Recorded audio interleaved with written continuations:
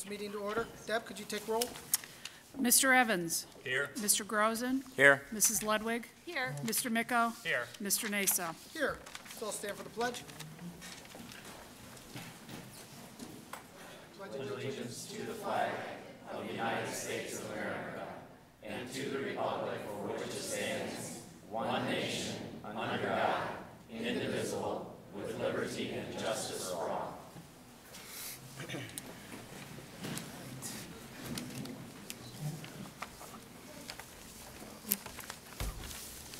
Before we get on to our district goals tonight, we've got a couple of special guests here who are itching to get up here and give a very warm welcome to our superintendent.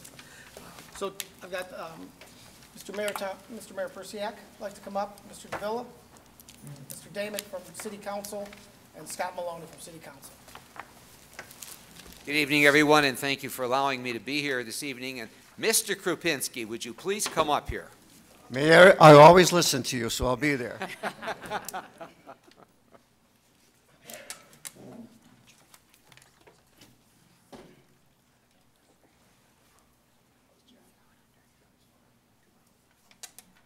I have a proclamation here for John. You know, John and I go back many, many, many years. I met John yet back when he was at St. Albert the Great School. So we probably have shared a lot of stories over the years about education and children and families and you name it, we've probably talked about it. But I'm here tonight really to congratulate you. And I have a proclamation. And I am going to take some time to read it to you because after all your years of service, I think we could take a few minutes and honor you. It says, whereas I, Thomas Persiak, Mayor of the City of Strongsville, along with all the members of City Council, and our Council President is here with us, and Scott Maloney, our Ward 4 Councilman, is here with us, extend our deep appreciation to John J. Krupinski for his 47 years of service as an educator and administrator, including the past 3 years as Superintendent of Strongsville City Schools. And whereas John graduated from Cathedral Latin High School, by the way, when you grew up on our side of town, or you knew John and myself, John won the Latin, I won the Benedictine. We were the biggest rivals in high school. Yes, we were. Then went on to Cleveland State University, where he earned a Bachelor of Science degree and a Master's degree in education. And whereas John began his career in education in 1968 as a teacher at St. Mel's School in Cleveland, and he taught grades 7 and 8 for 5 years, and then went on to the Bay Village Schools, grades 3, 4, and 6 for 9 years, and as principal at St. Albert the Great School for 16 years. Everybody adding all that up? And whereas in 1998, John moved to the Strongsville City Schools and became the principal at Zellers Elementary School and then Kinsner Elementary School before becoming the Director of Human Resources and Staff Development at the Strongsville Board of Education. He became the Superintendent of Schools in the year 2012. And whereas John received many special awards during his tenure, including Outstanding Principal of the Western Region Catholic Diocese of Cleveland in 1989, Oxford's Who's Who in 1992, St. Albert the Great School Appreciation Award in 1997, House of Representatives Certificate of Congressional Recognition in 1997, and Zellers Elementary School PTA Achievement Award in the year 2003. Whereas John resides in Strongsville with his loving wife, Diane. Together they have 2 children, Joelle, married to Sam, and son Todd, married to Jennifer. They have 5 grandchildren, which John often talks about, Megan, Caitlin, Sammy, Ashley, and John. Now therefore I, Thomas Persiak, Mayor of the City of Strongsville, do hereby proclaim today, Thursday, May 21st, as John J. Krupinski Day here in the city of Strongsville.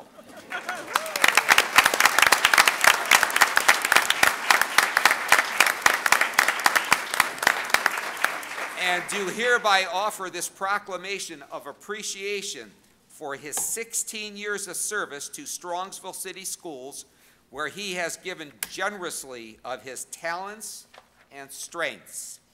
We wish you good health, happiness, prosperity, and God's richest blessings. Congratulations, John. As I say to my dear friends, we'll meet again. We'll be together. This is for you, and we appreciate all you've done to help children throughout your entire career. And just know that this is just another stepping stone into something else. So I don't know where you're going to go teach next or what you're going to do, but we'll be there for you. Thank you, Mayor. I appreciate it. God bless you. Thank you, John. Thank you. Okay, building on the mayor's proclamation, we as city council members want to do something special for you also. And we have a commendation. I won't read the whole thing, but I would like to read the last paragraph. This council wishes to offer its most sincere gratitude to Superintendent John Krupinski. Your kindness, enthusiasm, and ability to motivate and inspire others is truly admirable. Thank you not only for your service to our schools, but most importantly, thank you for the care, nurturing, and educating of our community's most precious resource, our children. Thank you. May you have a wonderful retirement.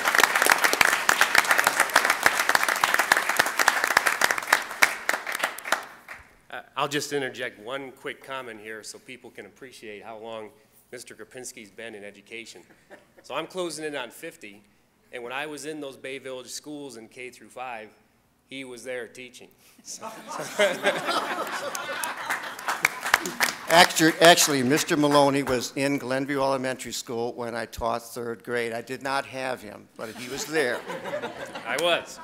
And little did he know that you fast forward many years later, and I ended up serving on school board while he was administrator here in the district, and I was blessed with the opportunity to work with him for those few years. And he's done wonderful things for this district in the time that he's been here, and he'll be sorely missed. And I'll be running into you in the community and looking forward to seeing you when you're having fun in retirement. Thank you so much. Appreciate it.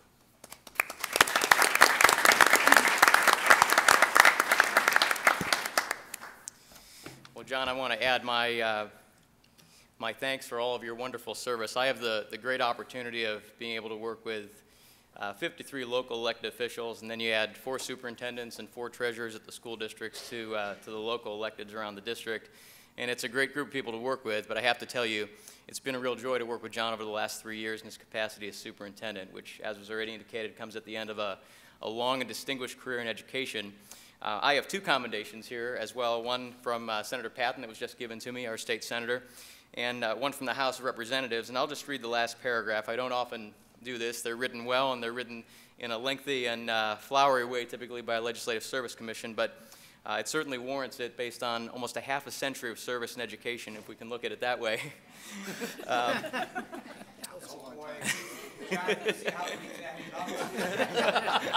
it'll be 60 in about half an hour. It will in a couple of years. Without question, you have been one of Ohio's most precious assets, and clearly few of your colleagues can rival the depth and duration of your allegiance to education. In the wake of your departure, be assured that your numerous contributions will not be forgotten, and that your fine character, keen intellect, and decisive leadership will be sorely missed. So, John, on behalf of Speaker Cliff Rosenberger and the members of the 131st General Assembly, I'm pleased to present this commendation from the House of Representatives.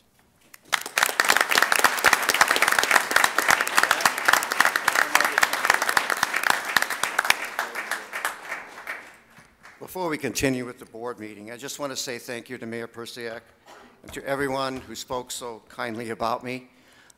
We have a great city here. It's made up of great schools, which make a great city. And it's been my privilege to have worked in Strongsville for 17 years. It's a safe city. We have great services in our city. It's a wonderful place to live, and my wife and I, Diane and I, will continue to live here in Strongsville for as long as God allows that. But I want to thank them for being here. I know they're very busy in their positions, and thank you so much, and I appreciate it.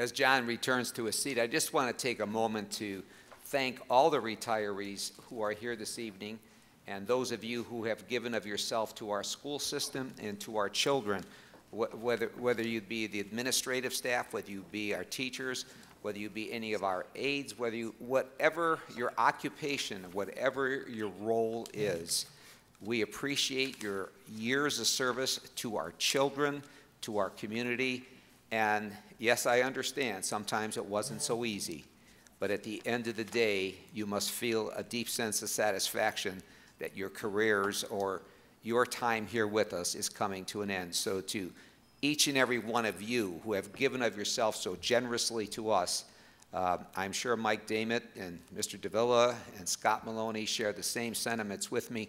Good luck to you, best wishes to you, and a lot of happiness no matter where the next road takes you. Thank you.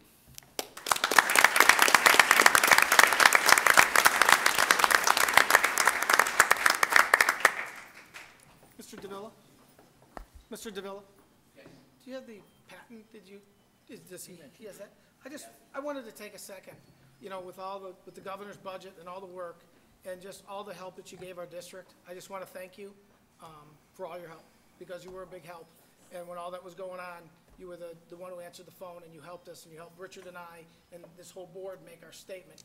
And while you're here in front of everybody, I just wanted to thank you for all your help. Thank you, Mr. President, and thank you for coming down and being part of the process in Columbus and the bills in the Senate. So let's keep engaging and make sure that we get the dollars that we need here for this district and the others around the state. There are 93 impacted the way that Strongsville is, and it's very important that we fill the gap with state dollars. Keep working on it for you. Thank you. Thank you very much.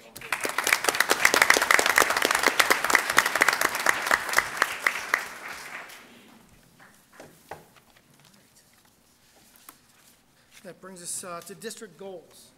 And, you know, we always talk about our two stated goals. We have student achievement and financial prudence.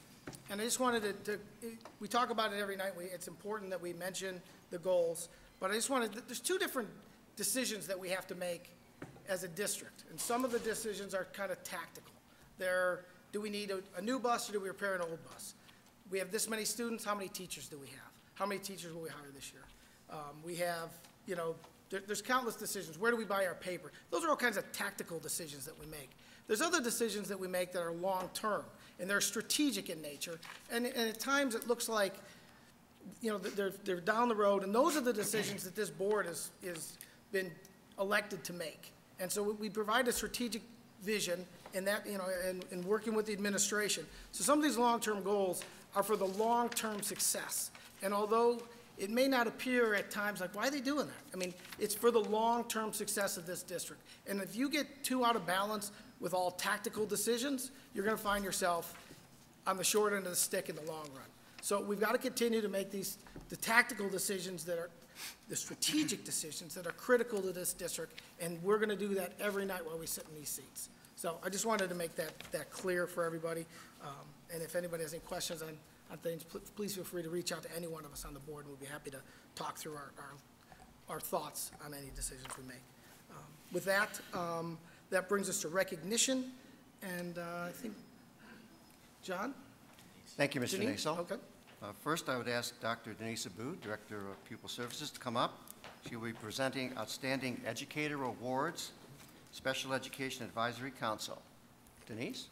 Thank you. Good evening, members of the board and members of the community and our distinguished retirees. It is my privilege to announce this year's awardees for the 2015 Outstanding Educators from SEAC, which is the Special Education Advisory Committee. We seek nominations annually for outstanding educators who contribute to the academic and social achievement of our students with disabilities. Our first awardee this year is Amy Roloffs, Kinsner Elementary School. Amy?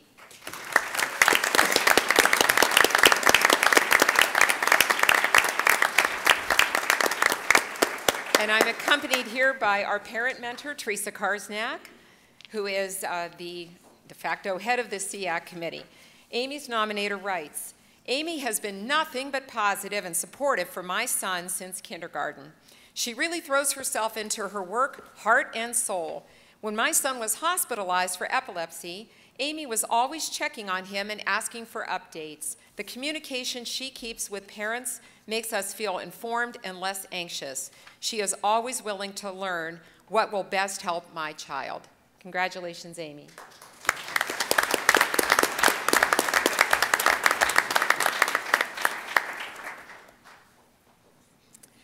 Our next awardee is Jason Frederick, Strongsville High School.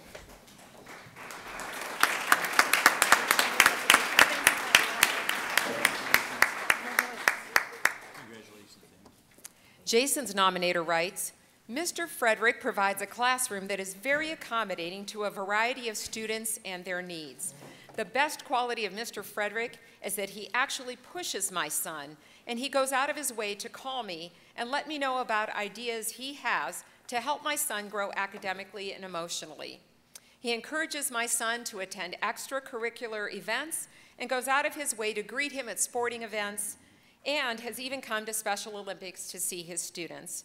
Mr. Frederick finds the best qualities in his students, works hard to make them accomplish them, and has a most wonderful relationship with them. Congratulations, Jason.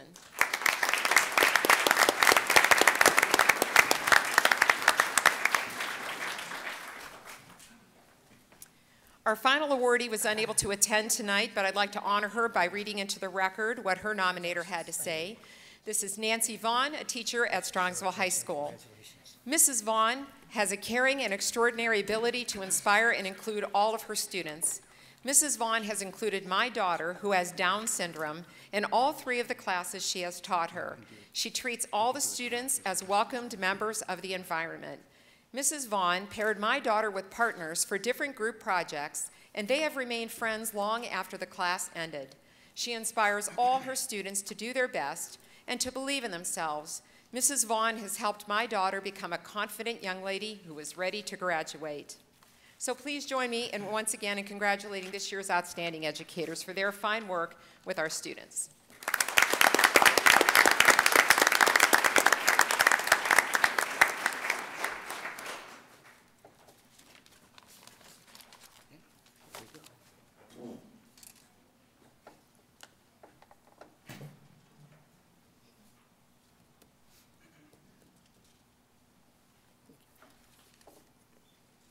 At this time, we'll begin to recognize our retirees.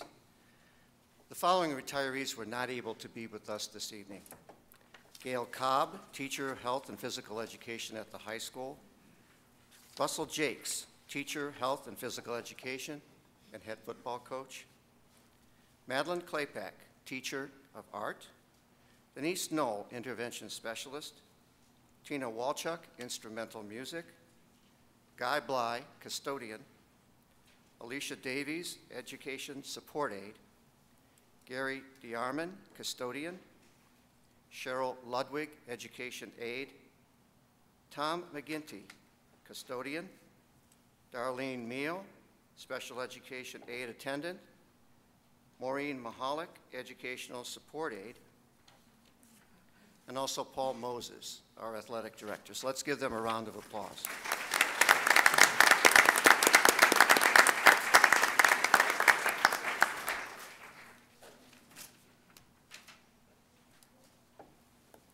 Dr. Zeus wrote, "How did it get so late so soon?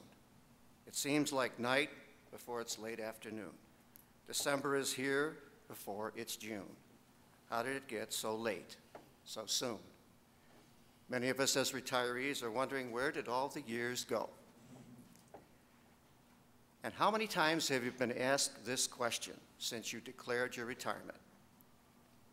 What are you going to do next? I would ask Paul Cummins to come up for the OPSI retirees, and for Ian Steffen to come up and distribute these certificated retirees. So if Ian and Paul could join me.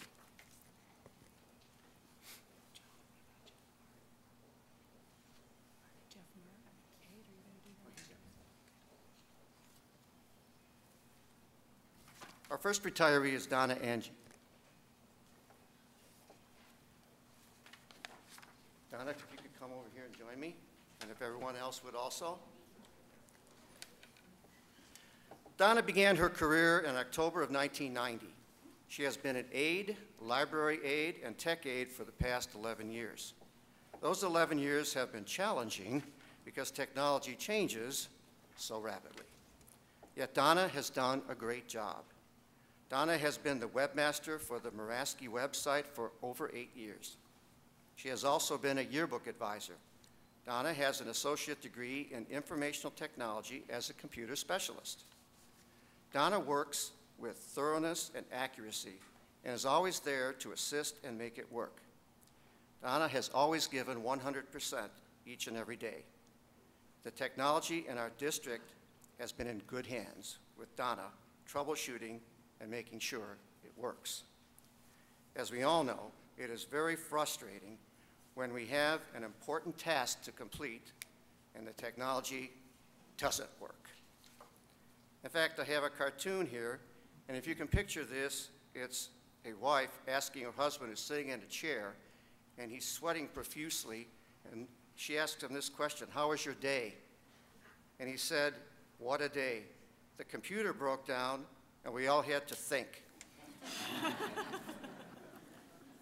Best of luck in your retirement, Donna.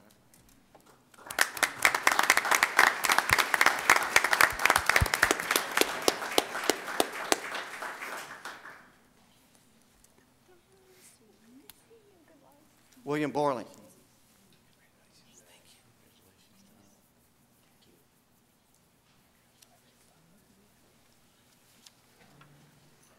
Bill was dedicated, hardworking, competent, and highly organized, just to name a few qualities that have made him a respected custodian. He has brought these qualities to his job daily for the past 17 years as an evening custodian at the high school and most recently at Albion Middle School. Give Bill a job and he gets it done promptly and right. Prior to coming to our district, Bill was a shift leader in the computer operations department at American Greetings. Bill, you've worked mostly evening shifts. How will you acclimate to being up during the day? Your work ethic, teamwork, and positive attitude will be missed. Take care and the best going forward, Bill.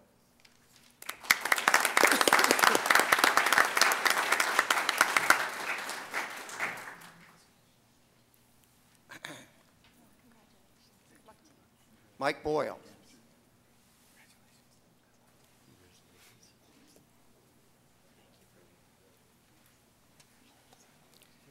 Mike has now been placed in the Strongsville Book of Records as having the heaviest personnel file ever.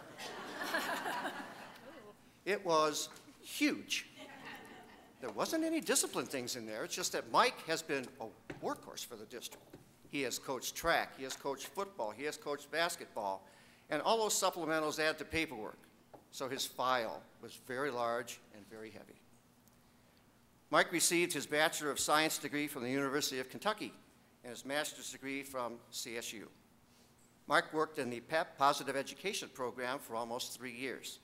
Throughout his teaching career, Mike engaged the students in active learning, problem-solving lessons. He challenged them to think and to apply their knowledge.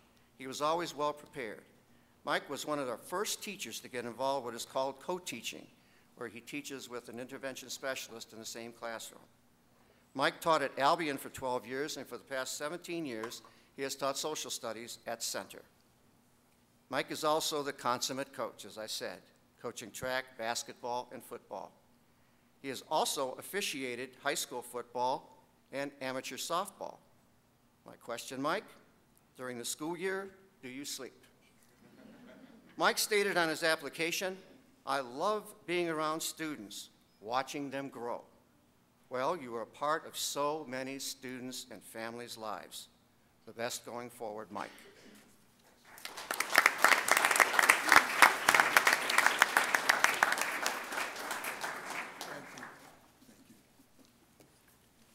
Angela Broadbent.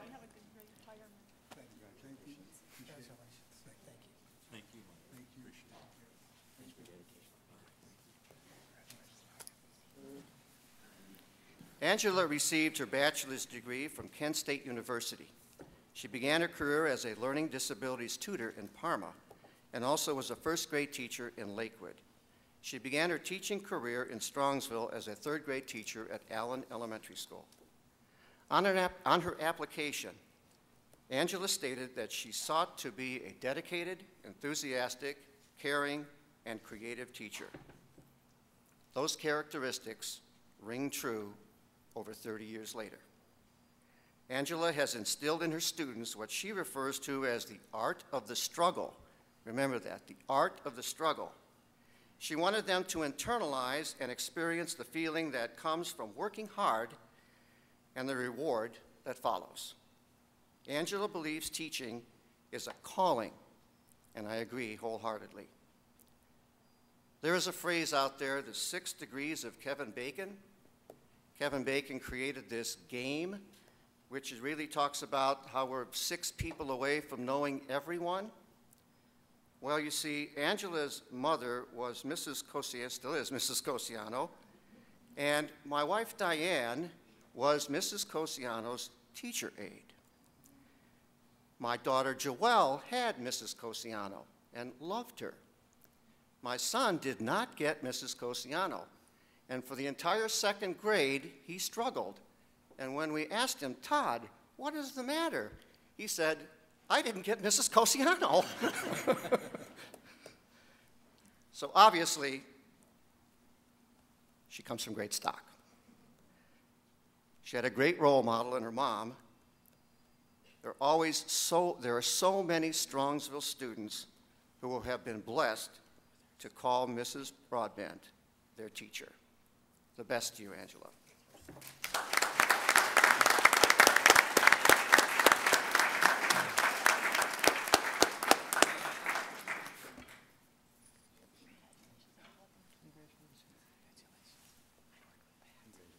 Judy Buckley.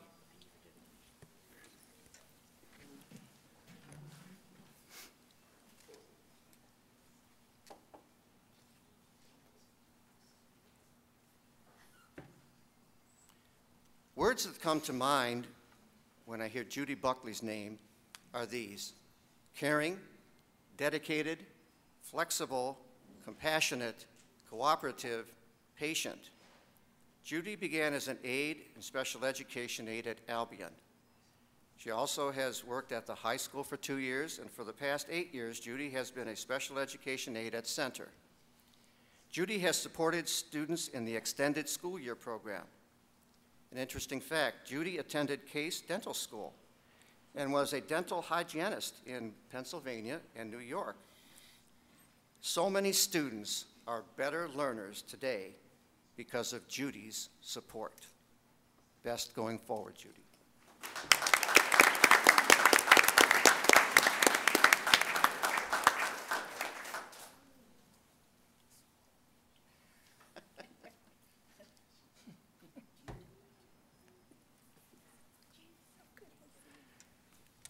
Jan Cohn.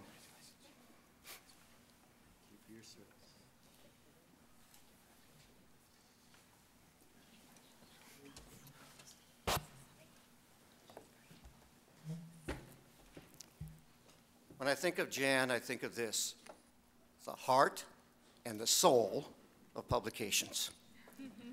Jan began as a bus driver in the 1984-85 school year and spent 11 years as a bus driver. Jan, I wouldn't last 11 minutes as a bus driver. She moved on to a clerk position at the high school, and for the past 18 years, she has worked in publications.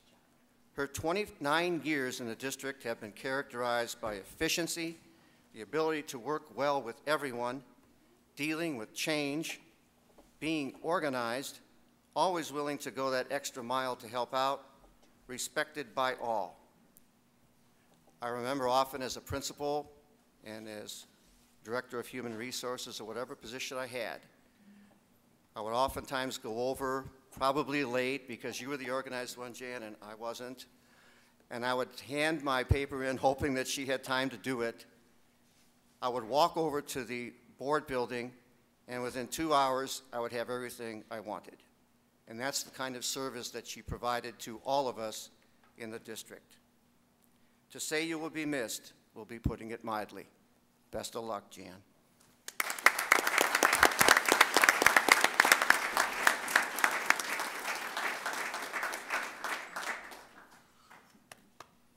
June Damon.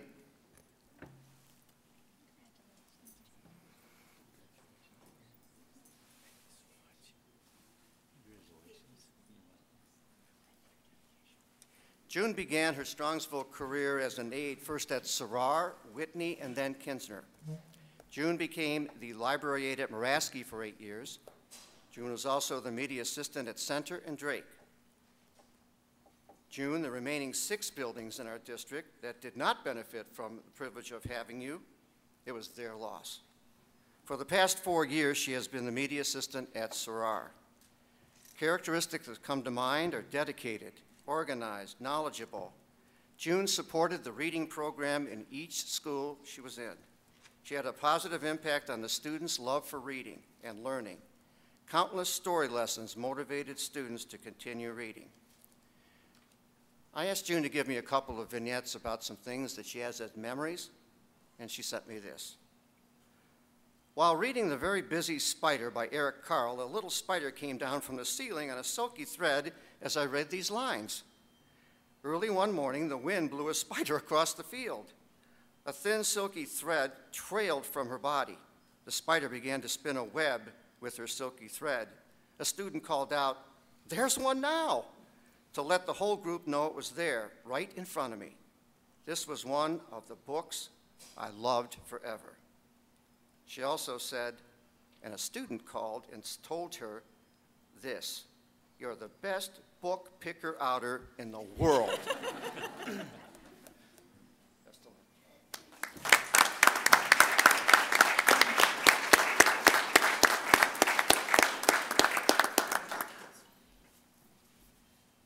Jan DeSenza.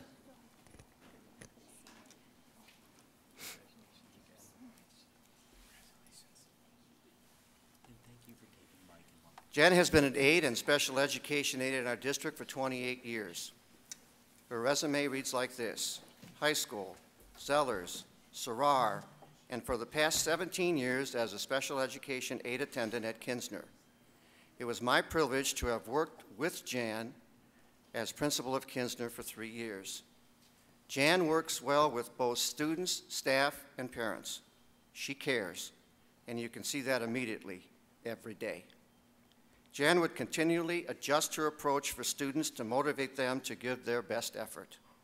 Jan always was willing to help out at any time she could. She helped me out as principal at arrival and dismissal often.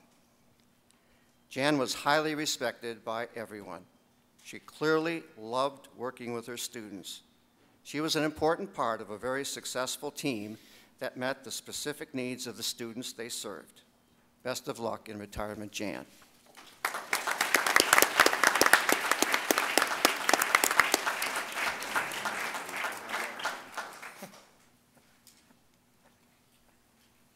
Kathy Fitzgerald.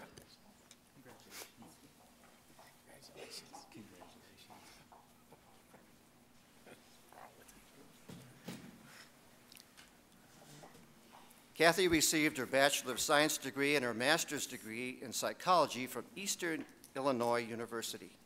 She has been a school psychologist for the past 18 years in our district. Kathy has also been a school psychologist in Columbia, Missouri, and 3 districts in Illinois.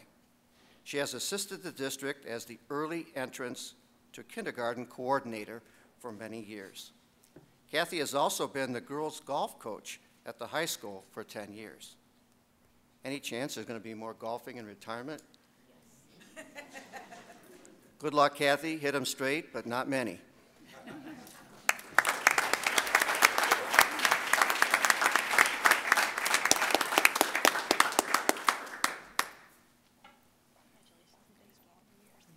Deborah Fry.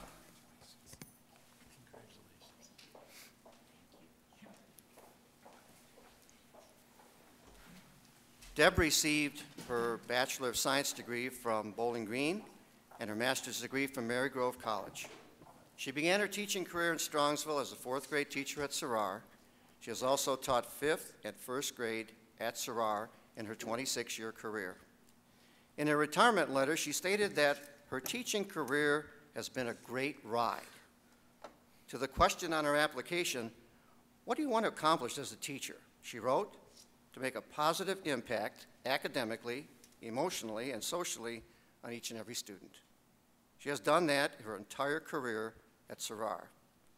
Well over 700 students have been impacted by her dedication and commitment to meeting each student's needs. You stated on your application that you wanted to serve as, if you could make a choice, you would serve as an ambassador to a foreign country if you had no restrictions on your life. Well, Deb, go for that. But before that, enjoy your retirement.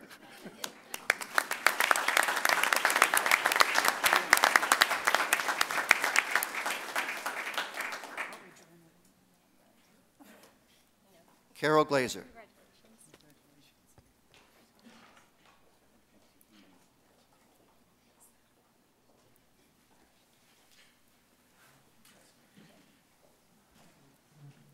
Carol received her Bachelor of Science degree from Bowling Green and her Master's degree from CSU.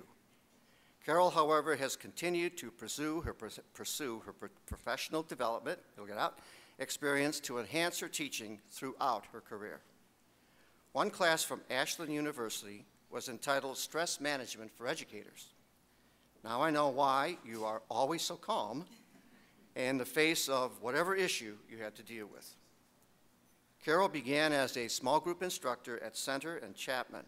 She has also taught 6th grade, and for the past 16 years, 3rd grade at Sarar. She also was the Safety Patrol Supervisor for 15 years at Sarar.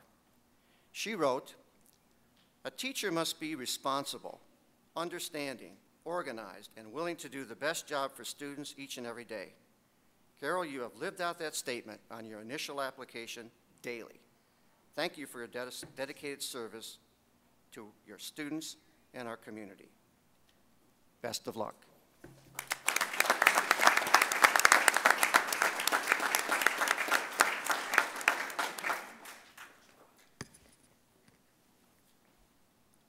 Cindy Hamlin.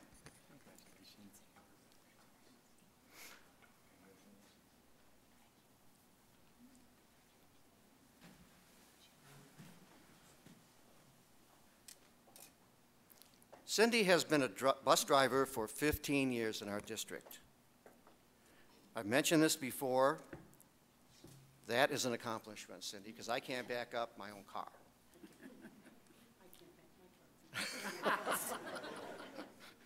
Cindy also worked in the cafeteria for 15 years at Drake and Center Middle School. Cindy works well with others, is dedicated, cooperative, and always willing to help out. She has a positive work ethic and attitude. Having been on a number of negotiation teams for the OPSA union with Cindy, she is willing to speak up and stand behind her ideas or opinions and has a welcome sense of humor. Mr. Stacco, principal at Drake, said this: "Cindy plays an important part in the success of our cafeteria program at Drake. Everyone can count on Cindy to be positive, and her smile sets a great atmosphere. I truly appreciate Cindy's contributions in making Drake a great place for students." Enjoy your retirement, Cindy.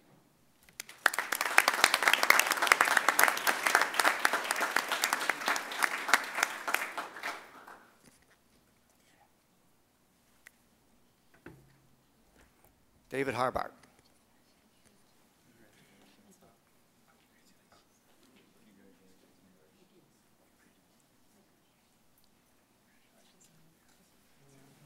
Dave is a graduate of the Strongsville City Schools.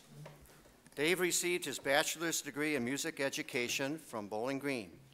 Dave began his teaching career in district in 1987.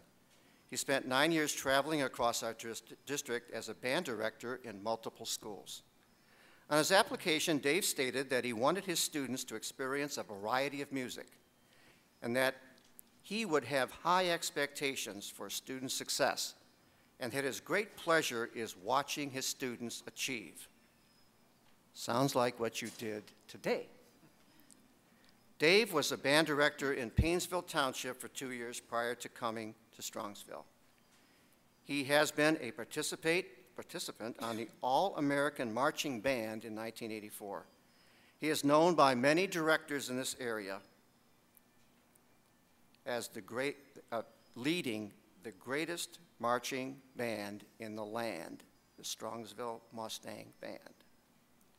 He has also been a division chairperson for Fine Arts, impacted over 10,000 students.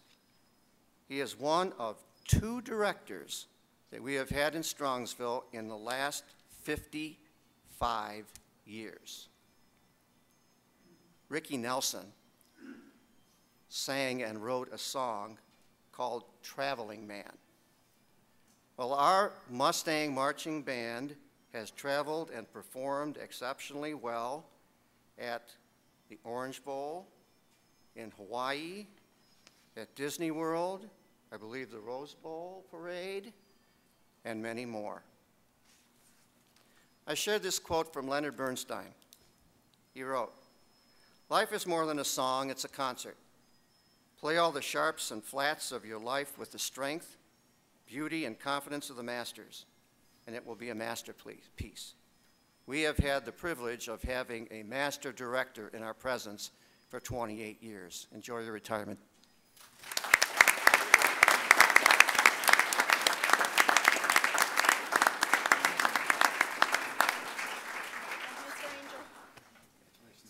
Judy Jansen.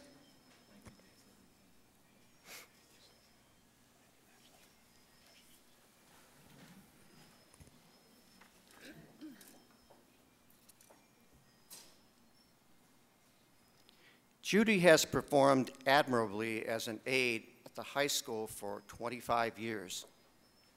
As the greeter at the high school, she's a tremendous source of information and direction to anyone entering the high school. She provides assistance, she's collaborative, and goes above and beyond to help. Judy is responsible, respectful to all, focuses on safety and security daily, and is the first person individuals see upon entering the front doors of the high school. Her public relations skills are exceptional. No one passes Judy unless they can prove who they are and what their appropriate business is for that day. Here's an example. Mr. Lampert preceded me as superintendent. He went over to the high school. He comes back from the high school and he said, "John, you're not going to believe what happened to me." He said, "You can't make this up." I said, "What do you mean, Jeff?" I tried to get into the high school and there was a greeter. She didn't know who I was. I didn't have my name tag on. She wouldn't let me in. I told her I was a superintendent. She said, "Prove it." That's the kind of security we had over all the years that Judy was at that position at the high school. Best of luck in the future, Judy.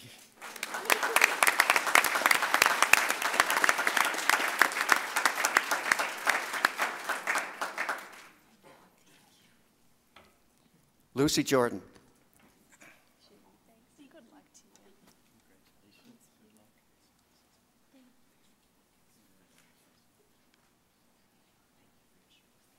Lucy received her undergraduate and master's degree from the University of Michigan. Lucy has taught German and social studies at Strongsville High School for the past 12 years. Whenever her name is mentioned, terms like master teacher are used. Lucy engaged her students in active learning. She stated on her application that her role as a teacher was to open the world to her students, to get them to not only to understand the content thoroughly with rigor and relevance, but to challenge her students to apply their learning to new situations. She also stated that it is important to take interest in each student as an individual. "My ultimate reward," she wrote, "comes from seeing the student who appears mired in a hopeless situation persevere and emerge successful." Lucy Jordan is one of our district's highly respected teachers. Mr. Ryba, would you please close your ears? Go Blue!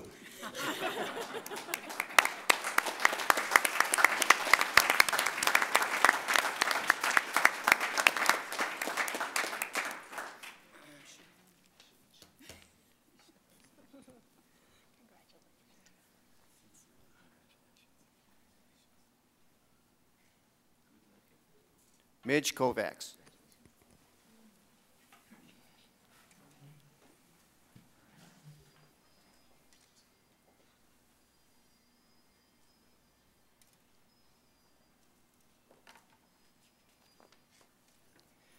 Midge began her career in Strongsville at Center for the 1987-88 school year and has been with us for 28 years.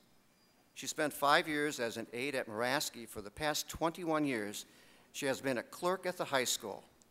Midge, you have trained many assistant principals. And I'm sure you said this just may be the best, most effective way to handle this. And I hope they listened because you had the answer. Willingness to perform duties as the need arises have been a common statement. Midge relates well with people, greets and assists students every day, is hardworking, organized, and most importantly, everyone is comfortable approaching Midge to get information or direction. You will be missed.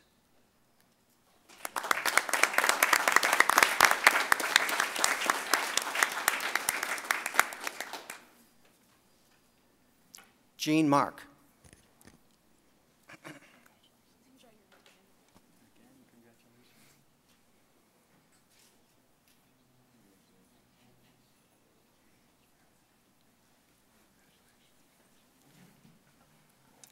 Needless to say, Gene is one of the most hardworking men I've ever met, giving each job he does 100% daily.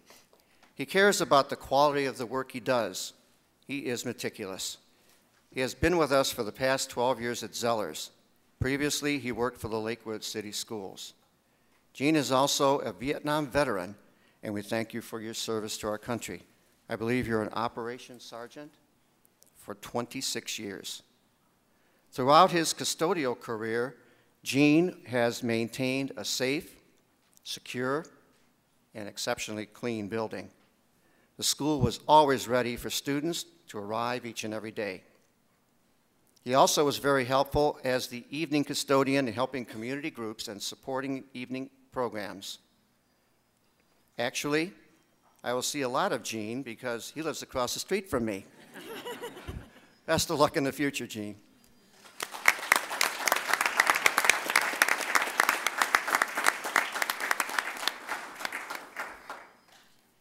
Jeff Martin.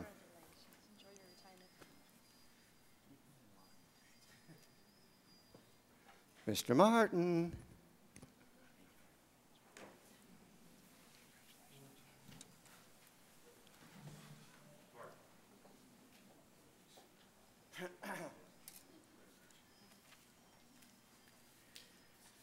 Jeff began his career of 21 years in Strongsville as an assistant principal at Albion Middle School. Jeff then became an assistant principal at the high school. For the 2001-2 school year, Jeff was named principal at Center Middle School. For the past 8 years, Jeff has been a supervisor of special education. Jeff received his bachelor's degree from Goshen College and his master's degree in administration from CSU. Jeff also was a teacher for the students with disability at PEP, Positive Education Program. He began his career as a 7th grade social studies teacher and coach in the Cleveland Metropolitan School System. Teaching, administration, or supervision has been Jeff's passion. He was always student-centered, willing to go that extra mile. He was positive, clearly communicated with students and their parents. He was accessible and highly respected. He established a climate of high expectations while building a positive school climate. Jeff, it has been a privilege to have been an administrative colleague with you, and you will be missed.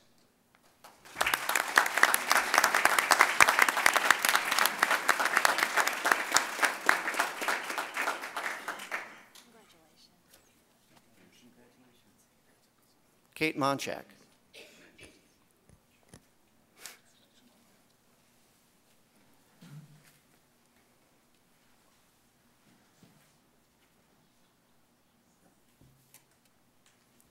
Kate became a part of the board office team in 1990 as a clerk for then what was called the Business Affairs and Transportation Departments. In 1996, Kate became the secretary to the Director of Business Affairs. In 2002, she became the executive secretary to the Director of Pupil Services and has held that position for 13 years. On her application, Kate stated that she wanted to work in education because it was challenging, it has been, rewarding, I hope it's been, and would provide opportunities for professional growth.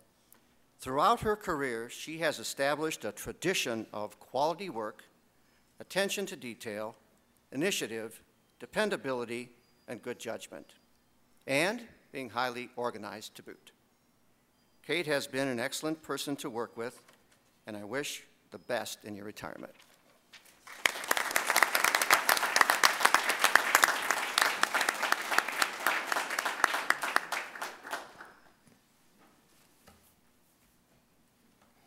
Joan Pratt.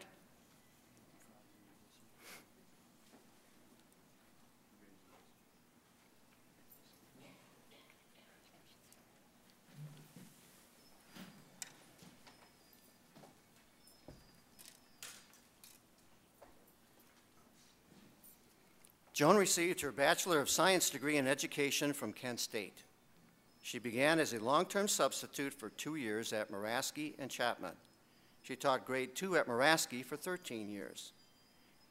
She left, I believe, to raise your family, and returned to the classroom in 1996 at Chapman as a half-day kindergarten teacher. For the past 17 years, Joan has been a first-grade teacher at Chapman. You see, first-grade teachers are often mentioned by adults as their favorite teachers. Joan has impacted countless students and their beginning steps in education. Their ability to read and to develop a love for learning and a confidence as a learner. Joan has continued to develop her teaching toolbox through professional growth opportunities throughout her career. She is especially focused on the use of instructional technology to enhance her teaching and her students' learning. Joan has created a positive learning environment for each and every student. She keeps parents informed regularly on their children's progress. She will be missed at Chapman. Best of luck, Joan.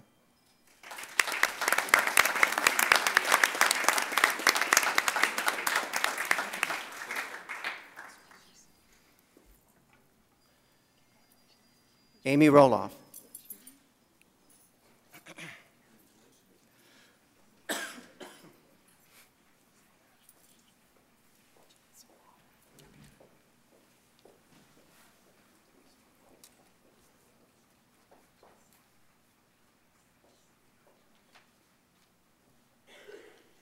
Amy received her Bachelor of Science and her Master's for the education of students with disabilities from Kent State University. Amy taught junior high at Parmadale in Parma for 4 years. Amy has worked at Drake, Center, and Albion, providing for students with disabilities. She was an administrative intern at Allen Elementary School. She's also acted as summer school director and has been a home tutor for students in need.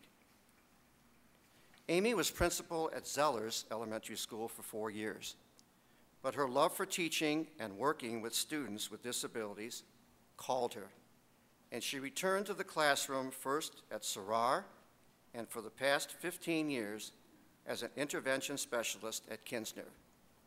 I've never said this, Amy, but when you went back to the classroom, that's when I was hired at Zellers, so I thank you for that. Amy is patient, understanding, conscientious, and provides exceptional support for her students.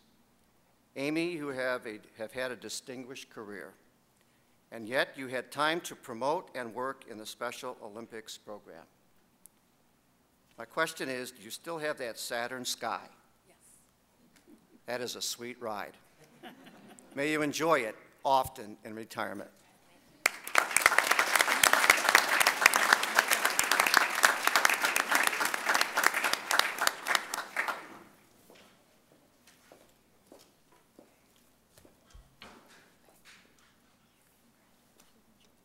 Jane Salem.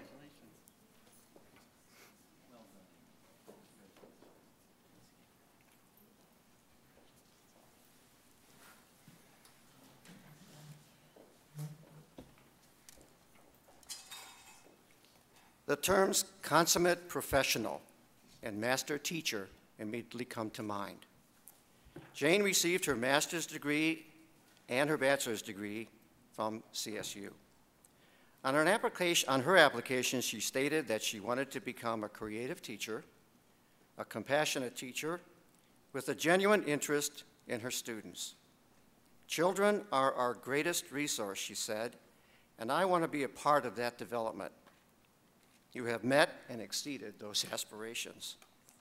Jane developed a classroom that was positive. It was a classroom filled with high expectations for student success. I was privileged to have worked with Jane at Kinsner, and she was and remains the go-to person to assist teachers, mentor teachers, or help a new principal in 2004, me. Jane began as a half-time math teacher at what was then called Center Junior High. She taught third grade at Zellers and Allen Elementary Schools. When Kinsner opened in 1998, she taught kindergarten, and for the past 16 years, grade 5. To say you will be missed in the Kinsner community is putting it mildly. Best of luck, Jane.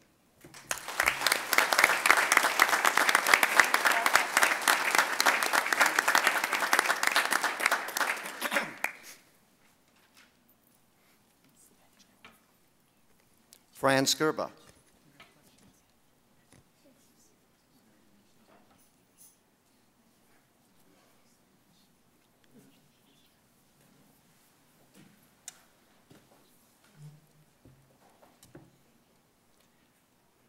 Fran has been with us for the past 25 years. What is interesting is that throughout her career, she has expanded her responsibilities and duties. That takes skill, that takes hard work, and it also takes flexibility. Whenever I needed something, I'd call Fran. If she couldn't help, she'd direct me to the right person or department. You could trust that wherever Fran was, things were done right and progressing well. She was organized, knowledgeable, always positive, worked well with everyone, and willing to step in whenever she was needed. Fran began at Whitney as an aide. She was a health clerk at the Office of Pupil Services. For the past 9 years, Fran has been the high school guidance clerk, a challenging job filled with questions, transcripts, and much, much more. You will be missed at the high school, Fran, and enjoy your retirement.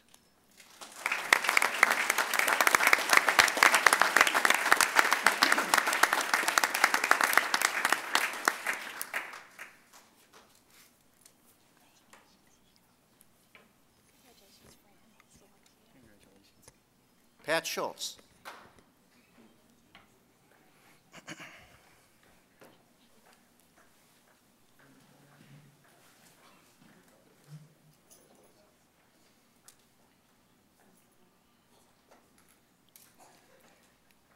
Pat began as an aide monitor at Zellers the same year I became principal at Zellers.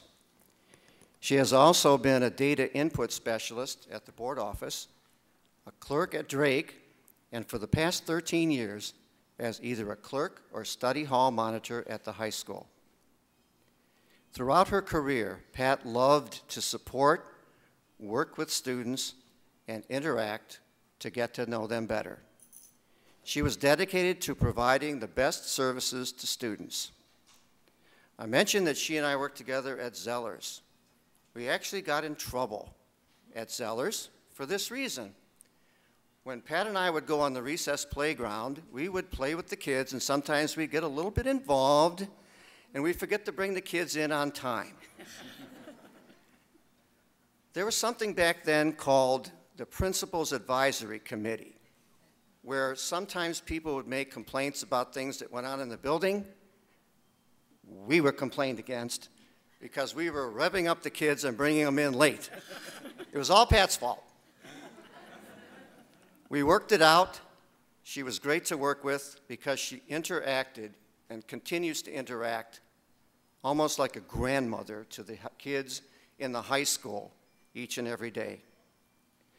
I also wanted to thank Pat because in my role as human resources, I riffed Pat a lot.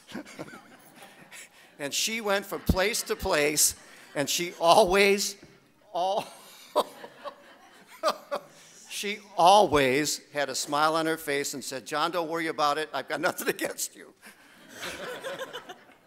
She also spent 18 years as a basketball and baseball coach. So many students have benefited from Pat's energy and caring nature. They in the district will miss her presence. The best going forward, Pat.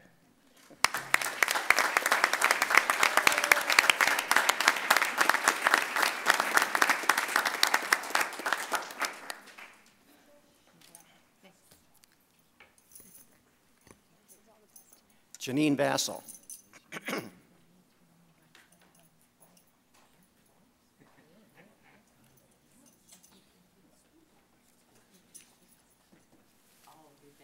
Janine received her bachelor's and master's degrees from Cleveland State University.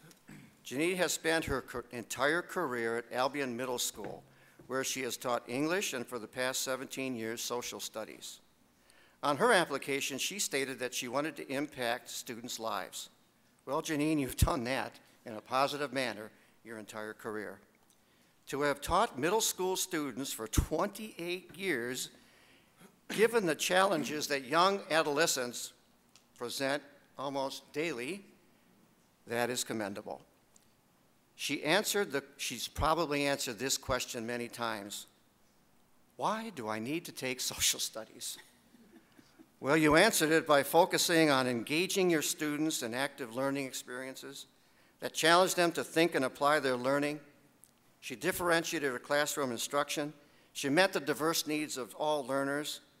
Through her career, she challenged herself to add to her teacher toolbox through professional growth experiences. She's been a blessing to Albion over all these years. She's been a team leader at Albion. You will be missed at Albion, and best of luck, Janine.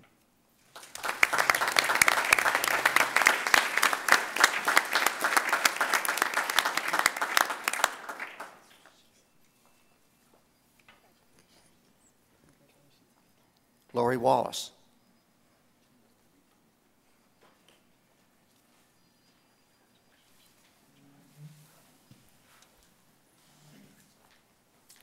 Lori received her Bachelor of Science degree from Miami University and her master's degree from BW. She first taught third grade at Zellers. She was an SGI for 4 years, which was a small group instructor. She also taught grade 1 at Sarrar and Drake, grade 2 at Muraski, and for the past 18 years, she has taught grade 2 at Kinsner. Once again, you see a pattern here? I had the privilege of being Lori's principal at Kinsner. Enthusiasm, dedicated, caring, sincere are qualities that come to mind. Lori has served on various district and community committees. She stated on her application that she loves teaching and is passionate about helping students. Lori communicated with parents through her own newsletter. She used technology as an instructional tool for learning. Although I would not honor request when I was principal at Kinsner, parents would call me and say, "Mr. K, I'd like to have Mrs. Wallace. Can you make that happen?" And I'd always say, "It'll only be check the class list when we post it." They wanted her because she was an exceptional educator. Lori spent hours of her personal time in the summer of 1998 helping to get Kinsner ready for students when it opened. Her rapport with her students, who she called friends, was exceptional. Best of luck, Lori.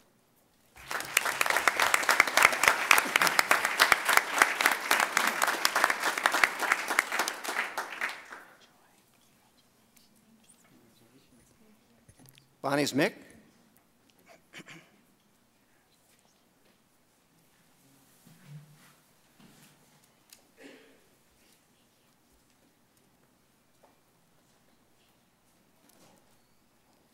Bonnie received her Bachelor of Science degree from Akron University. Bonnie did her student teaching at Sarrar, and the rest of the story is this. She began as a half-time math teacher at Albion Junior High. She spent 18 years at Whitney, where she taught grades 1, 2, and 6. In 1998, she was part of the staff that opened Kinsner. Bonnie has taught kindergarten and grade 1 at Kinsner. Again, I had the privilege of working with Bonnie for 3 years as principal of Kinsner. Bonnie was an excellent reading teacher. She was always motivating her students to read. Bonnie also helped out as student council moderator with the drama club, the memory book, and the talent show coordinator. She was diagnostic way before the accountability movement was even initiated. On her application, she stated that the key to her teaching was being aware of her students' needs. She would meet those needs by individualizing her instruction. She loves to work with her students. On one of her observations, the principal spoke of a book entitled A Fish Out of Water. That was used in the lesson. At no time, ever, were any of her students out of water. Great job, Bonnie, and best of luck in the future.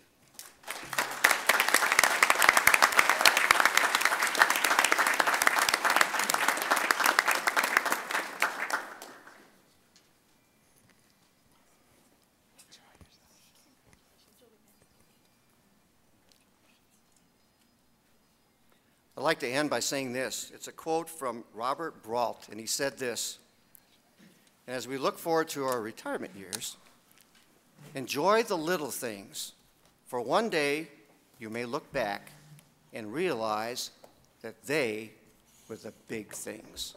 Thank you.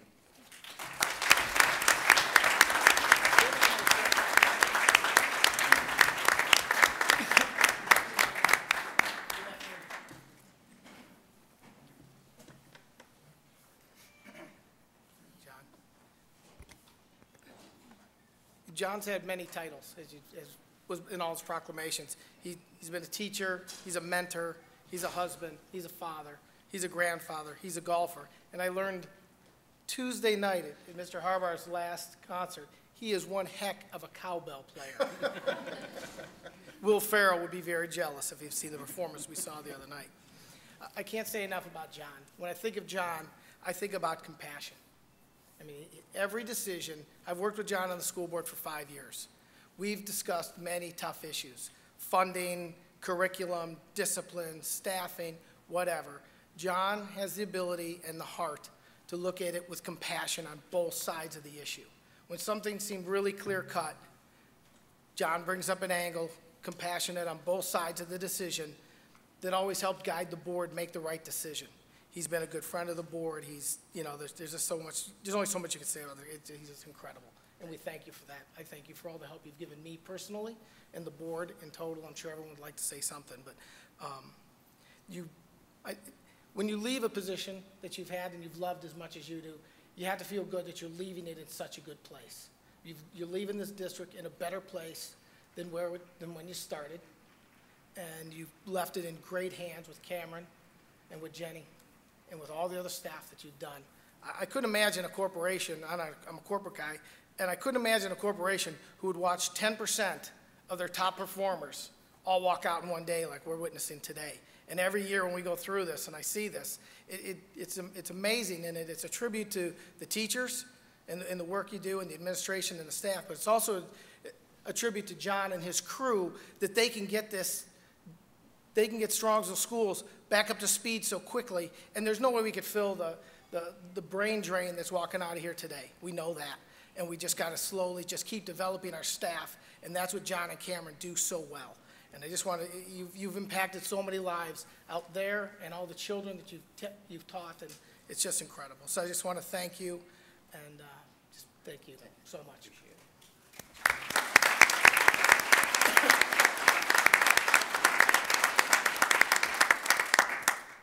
See, what I know right now is John would like nothing more than to sit down and not have me say anything about him, but I've heard your stories for 10 years. You're going to hear mine right now. So as we heard from the mayor, the year was 1968. Lyndon Johnson was president. Apollo 8 completed a flight around the moon. The first ATM was installed, and the Packers beat the Raiders in Super Bowl II. And John Krupinski stepped foot into his classroom for the first time as a middle school teacher at St. Mel's School. The cost of a new home was $27,000, A gallon of gas was 34 cents, and the average teacher salary was approximately $6,000. And just as a point of reference, I would still not be born for 7 more years.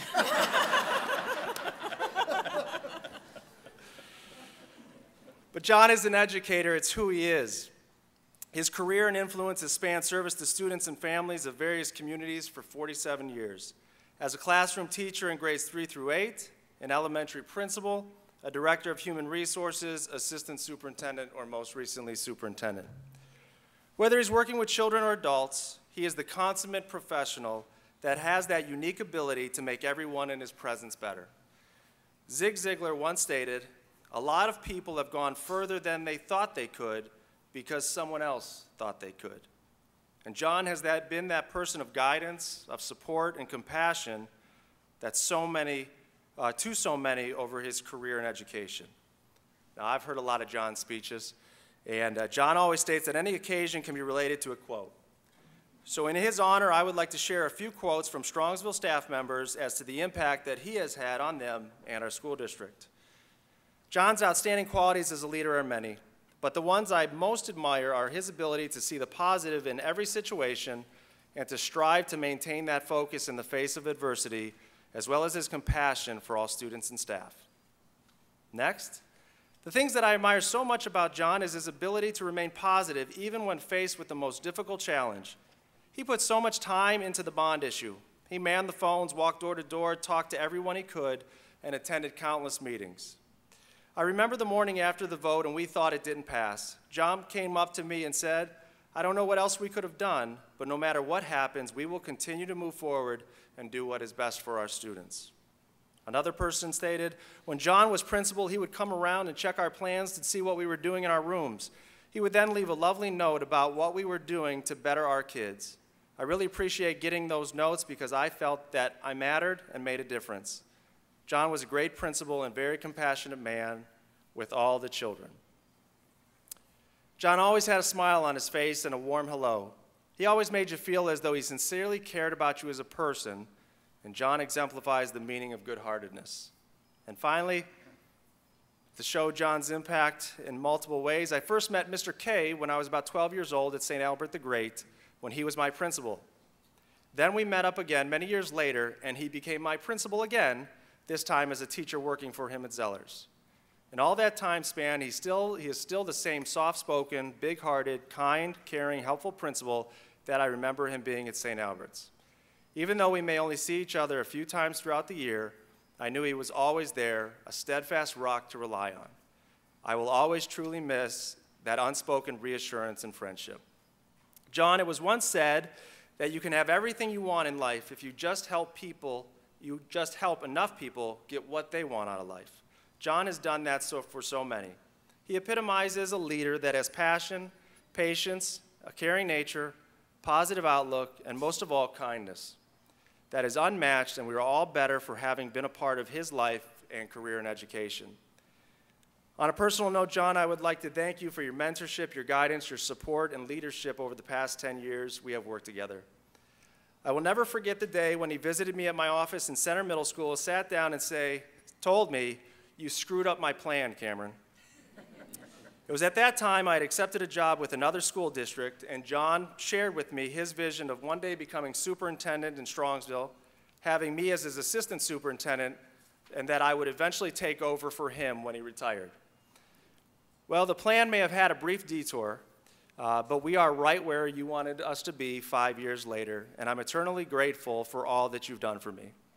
What I will miss most are the stories, the laughter, and those times when you would stop and say, "Hey, listen, I'm going to tell you what I would tell my son since I'm old enough to be your father." No matter how old we get, everyone can always use some fatherly advice. That is your legacy, John. It is the influence you have had on the thousands of lives that you have touched that will be passed on for generations to come. Enjoy all that retirement has to offer. May your handicap on the golf course go down.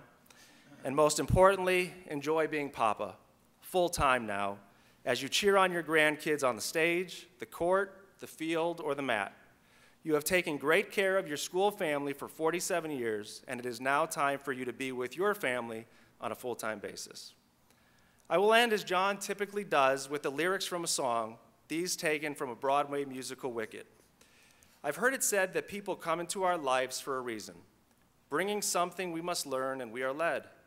To those who help us most to grow if we let them, I know I'm who I am today because I knew you.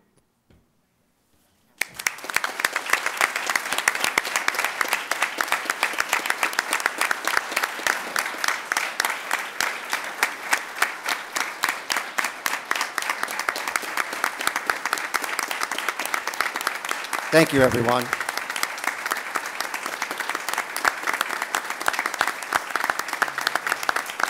I appreciate that.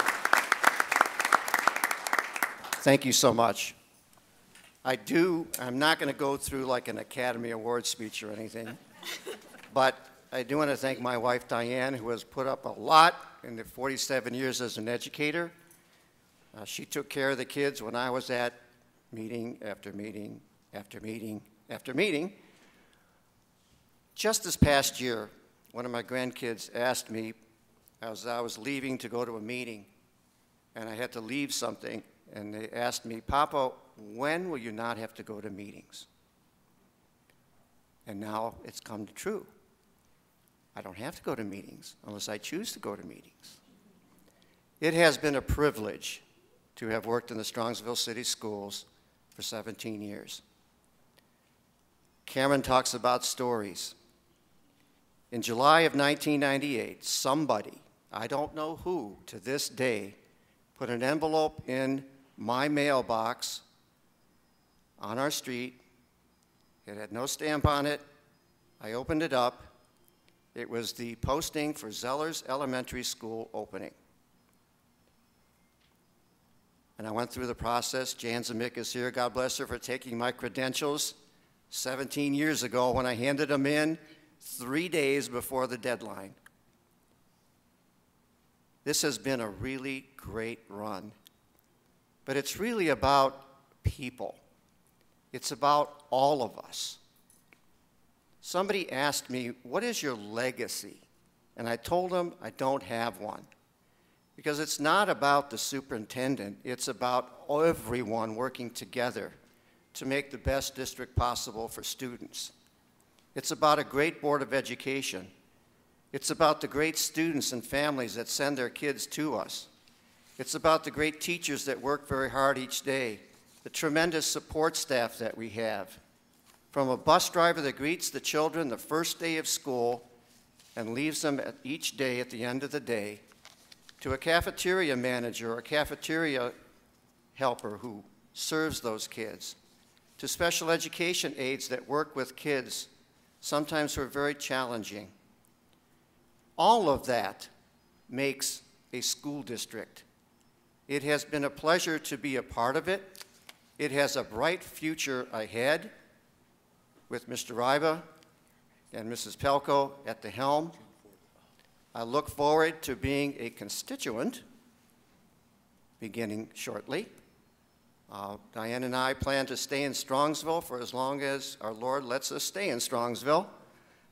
It's been a great, great privilege to have worked with so many fine families, students, professional teachers, classified staff.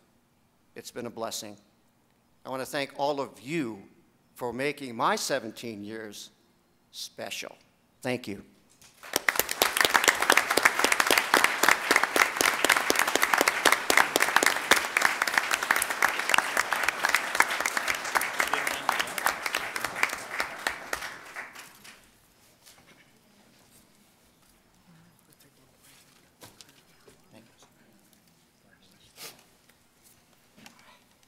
Before we move on to this agenda, which is voluminous to say the least, and boring, if anybody, we'll take a 5-minute break, and anybody wants to clear out, can clear out.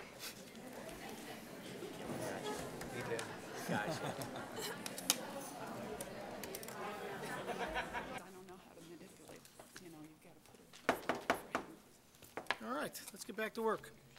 Item 6 is the superintendent's report to the community. Thank you, Mr. Naso. Thank you, Mr. Naso. and on mic is important. I would like to say, first of all, that Congress has designated May as National Military Appreciation Month since 1999. We appreciate the sacrifices and successes made by our service members, past and present. Thomas Jefferson said, "America is the land of the free because we are the home of the brave." And I personally would like to say thank you to Colonel Evans for his years of service in the Air Force. So thank you so much. Thank you, John. It is hard to believe that we have 8 school days left after tomorrow in our 2014-15 school year. We have a lot of senior activities coming up. The seniors' last day actually was today. The senior salute will be coming up in November. It is now. The senior salute is tonight, excuse me. That's why I had the word now down. It is actually taking place now.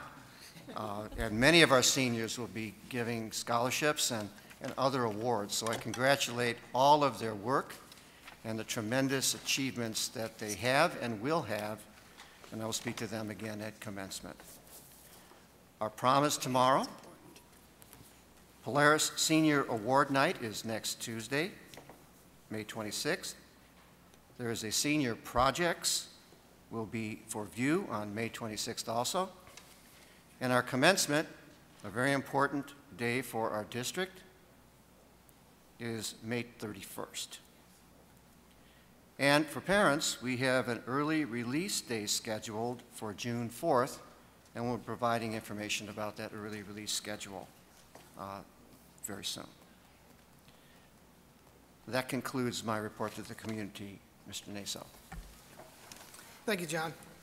That brings us to item 7, public comment. We have none. Item 8, approval of the minutes. We have the April 2nd and April 23rd meeting minutes. Can I have a motion? So moved. Thank you, Duke. Have a second? Second. Thank you, George. Any discussion?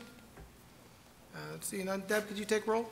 Mrs. Ludwig? Yes. Mr. Micko? Yes. Mr. Naso? Yes. Mr. Grozen? Yes. Mr. Evans? Yes. Thank you. The motion passes. That brings us to item 9, treasurer's report. Thank you, Deb? Mr. Naso. I have included in the agenda the financial reports for the month ending April 30th. I have an amended appropriation. It's not really touching anything in general fund. It's some more grant cleanup and some field trip funds.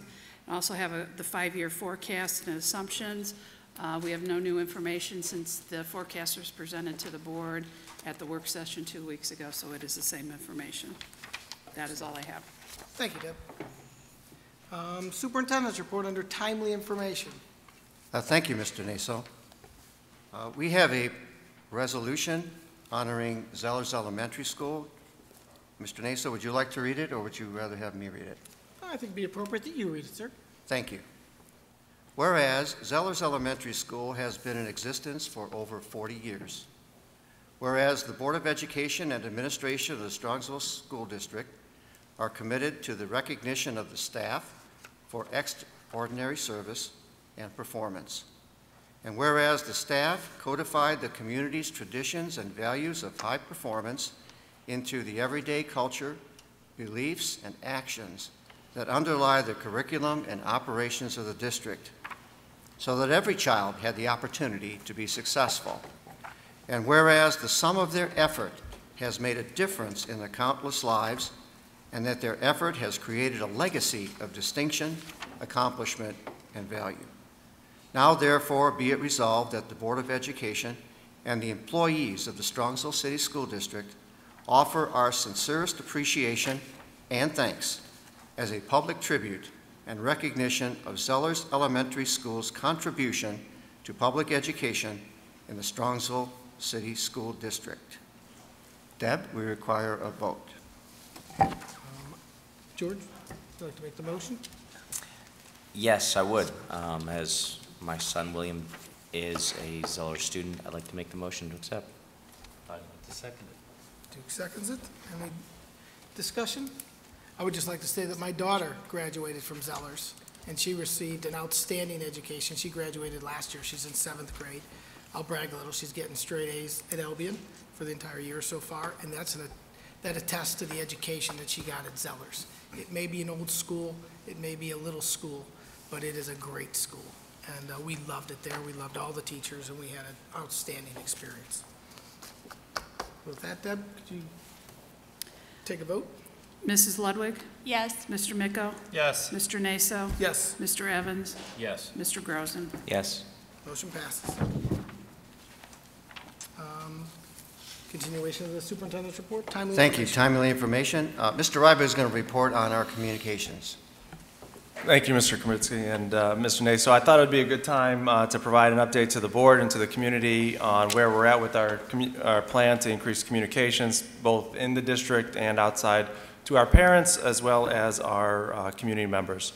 Just kind of an overview of where we've been and working with Galen and Malamed Communications. There's been a lot of research and fact gathering, obviously, about finances, academic achievement, and educational topics. Working on communications in terms of our construction project, as well as assisting us in researching social media guidelines, Facebook guidelines, as we increase our social media presence as a district. As we know and was reported to the board previously, we have conducted and analyzed online surveys with over 1,900 participants, as well as created a communication plans, which I'll get into a little bit here this evening for our next steps.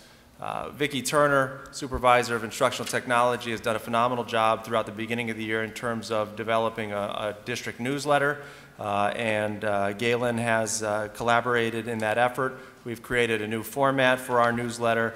We are busy drafting our next issue that will go out before the end of the school year, and we are currently researching mailing options, so not only is it on the web or we have it available at community forums, but that all of our community members can begin to receive our district news next year. We've had over 15 press releases, and obviously it's been a big push for our Facebook presence. We've built our presence from 307 followers to 1,712, which is an increase of over 500% since we started, as well as focusing on our non-parental residents and their support as well. For context, we had the middle school walkthrough last night, which was very well attended. That post reached over 4,000 people, and that's the kind of communication and outreach we're able to have now with our social media presence. We have worked extensively on updating our website, and that's one of our priorities over the summer. We've been working with our webmasters throughout the school year, defining where we're going into the future. Just to give a few highlights, we are working to have a graphic designer design some logo options for our website and our district and letterhead as we move forward.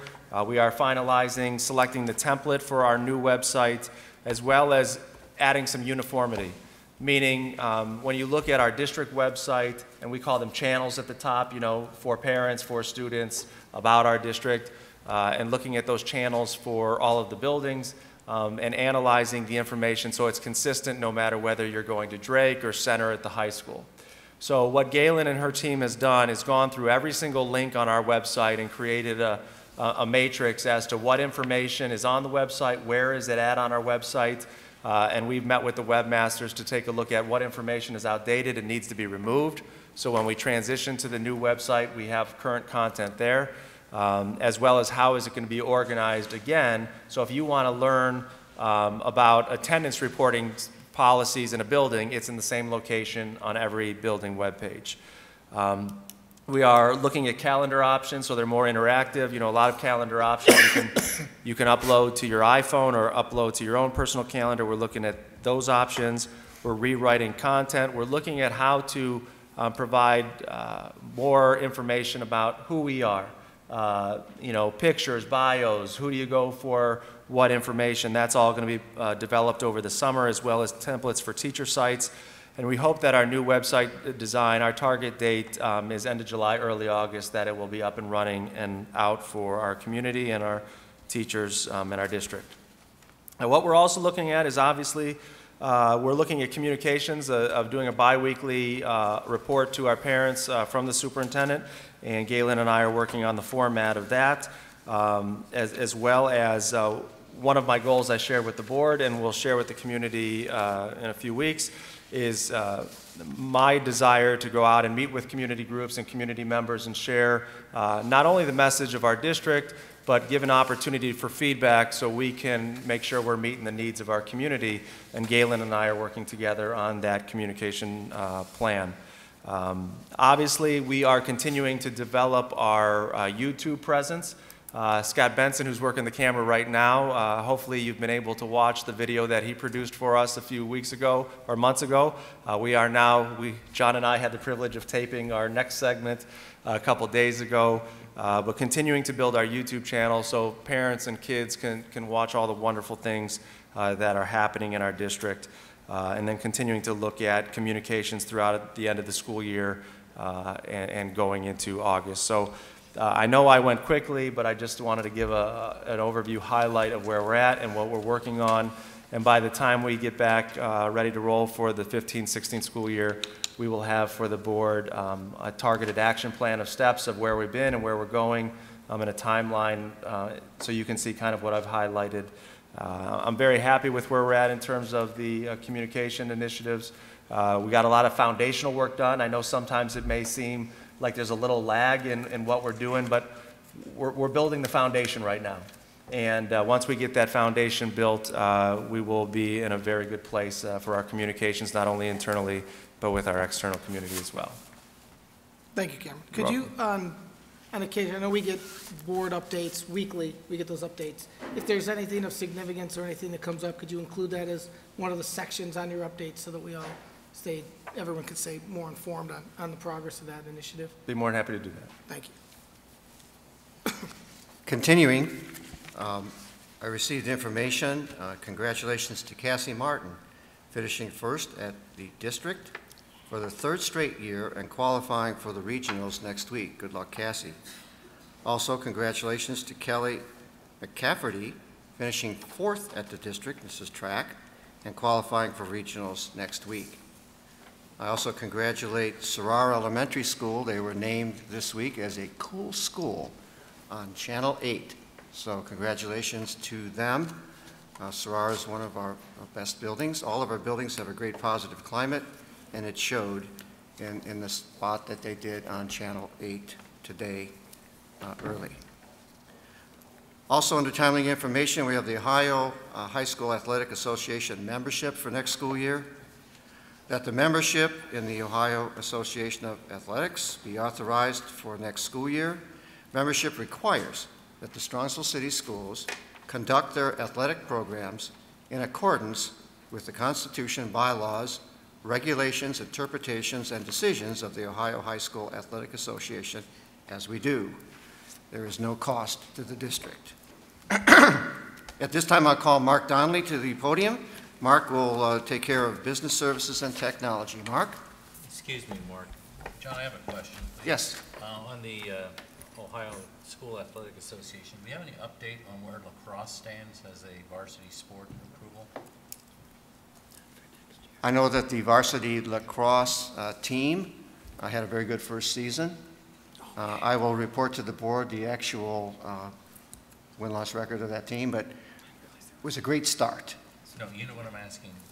Ohio has not officially recognized. They have not recognized it. Thank you for clarifying. Wondering if there's No, any progress. they have not recognized lacrosse at this time, and I apologize for not understanding. I think shortly we'll have an individual who might be able to give us a very good answer to that question. Yes, we will. Yeah. Mark? Thank you, Mr. Kropinski. Tonight, under Business Services and Technology, I have a brief construction update, and then I hope to go into some of the things the district is doing in conjunction, in side-by-side, step-by-step with the construction to align ourselves perfectly to take advantage of our renovations to the high school with technology. To go along with the construction update, at the high school, roofing in Area D, which is the 600 wing, is nearly complete. Area G, which is the auxiliary gyms, is underway. Exterior window replacements are ongoing, in Area B. That is the 700 wing. They've actually taken 6 classroom windows to put in the 700 wing just for sizing and testing out to make sure the windows that they've ordered are the right kind of windows, which they are, but they had them on site. It says, let's see, make sure we got what we need, and make sure that the process for installing is done. So they started some windows in the 700 wing. Footers in Area E, which I believe everybody can identify that as the new scene shop, the only really major site work for the high school project, has been started outside of the auditorium.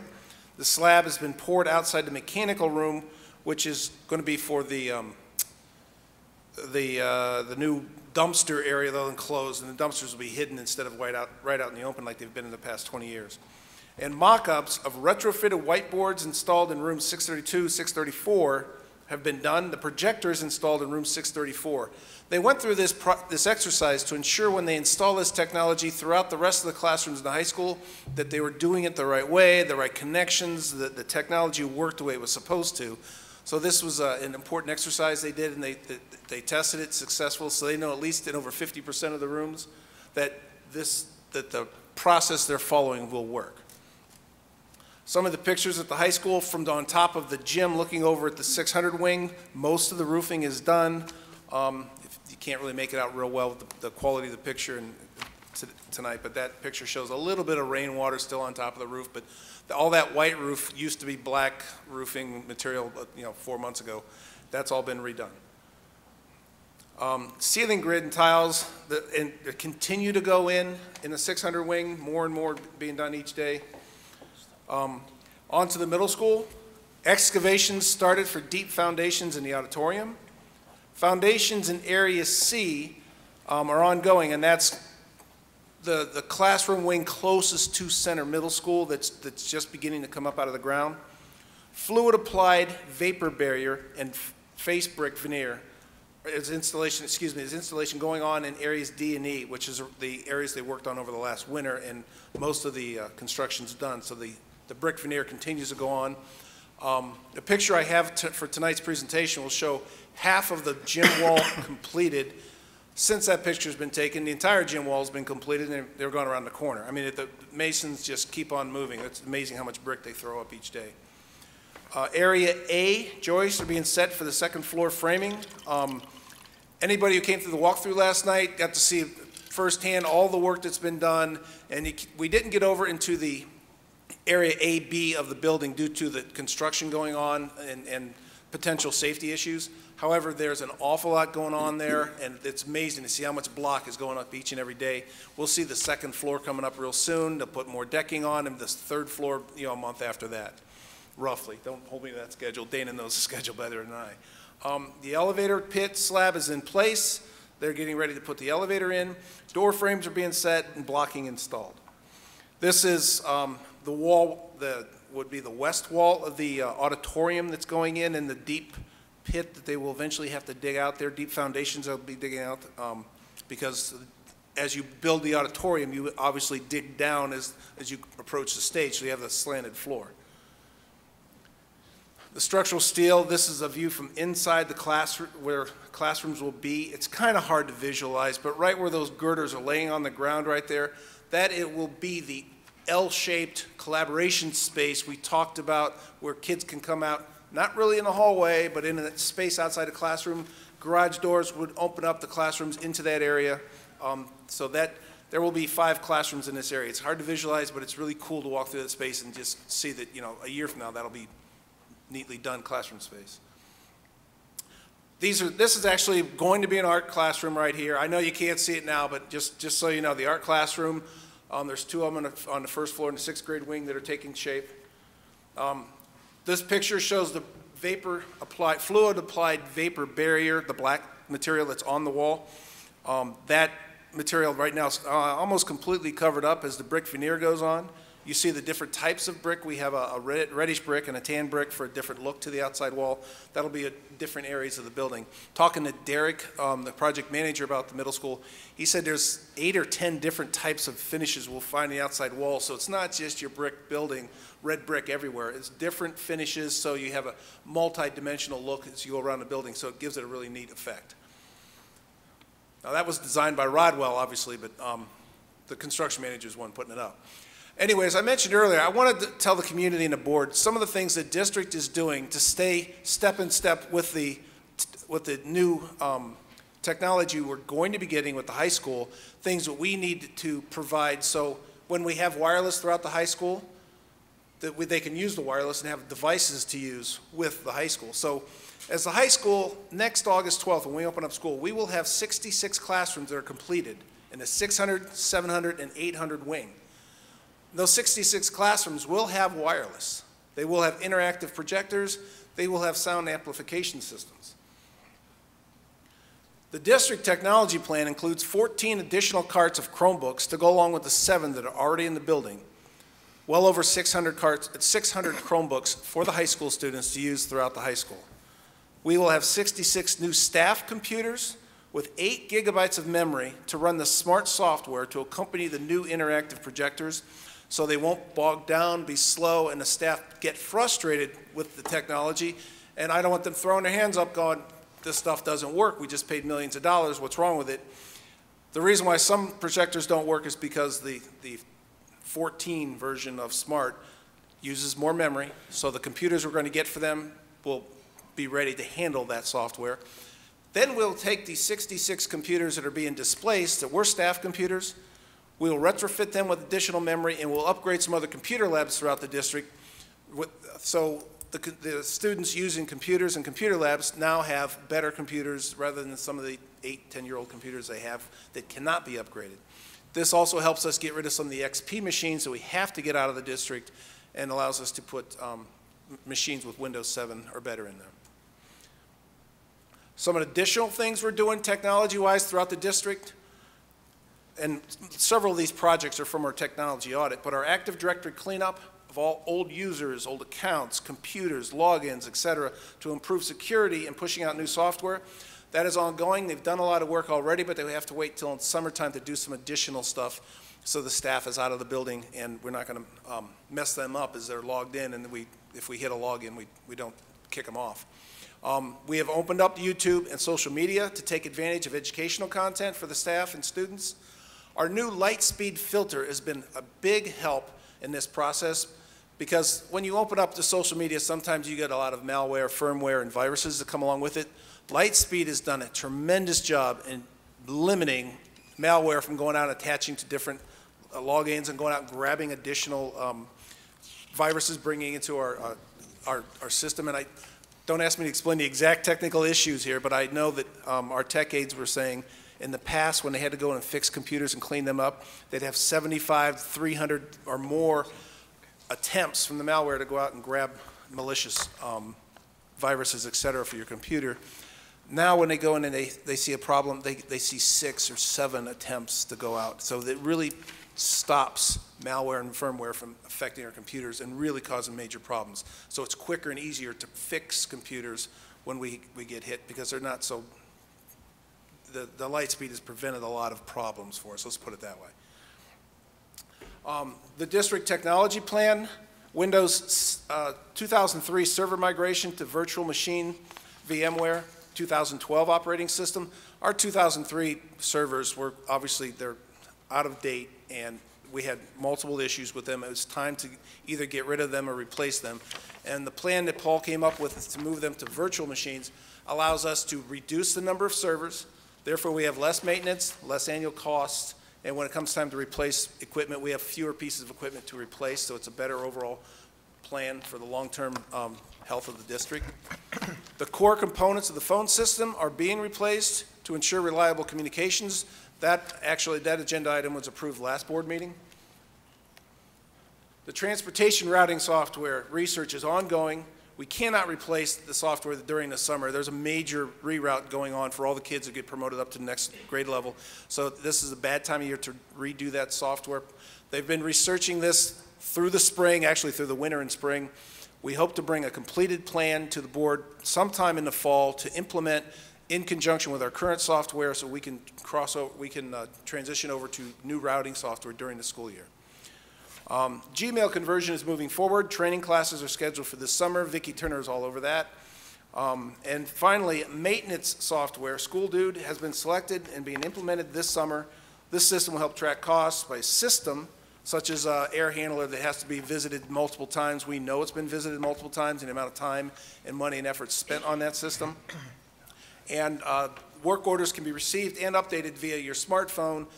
And so say you're at one building, say you're at Sarar, you complete a work order, you can call up additional work orders, and instead of going to another building, say, hey, there's 4 more work orders at Sarar. It saves travel time, you can keep working at Sarar for the rest of the day. If there's more work orders, say you have to hit it, I don't know, Drake the next day, then the maintenance person can go to Drake and hit 3 or 4 work orders, but they can see them all on their smartphone and the updated work orders. It's a smoother system to allow us to update online and answer these, the work order and the requests that we get.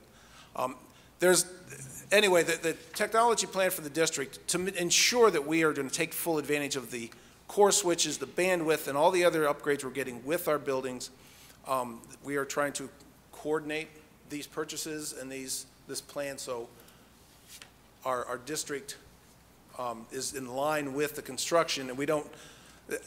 My fear was we'd have all kinds of wireless access available, but if we didn't have the wireless devices for students to use, what was the point of putting in the wireless? So we're trying to stay in step with the construction project. That's it for the construction update tonight, unless there are questions. Just a couple comments, if I could, Mark. Sure. First, it's probably an easy assumption, but the technology that we currently have at Zellers, those carts, I'm assuming, are going to be traveling with the majority of the students to help feed those mines in the buildings that they're going to be going to? Yes, we've had a discussion in Colt recently as far as distribution of the technology at Zellers and where we can send it to impact the kids of greatest. Yes. My second comment is about the maintenance software. Finally, long time coming, and amen. It's difficult to run an organization or the brick and mortar that we have in this organization. That many number of buildings, people going in different directions, without a piece of software that can at least harness the human capital that we have. I mean, not knowing what other repair orders we have at a building that a person's already in, not being able to track how many expenses or repairs we've had on a certain heating and cooling system that would be better set to replace than spending so much money over and over in Band-Aids. It's going to make your office that much more efficient. I congratulate you for bringing the software in. Now the challenge is going to be utilizing it to its best. So good first step. Keep going with it.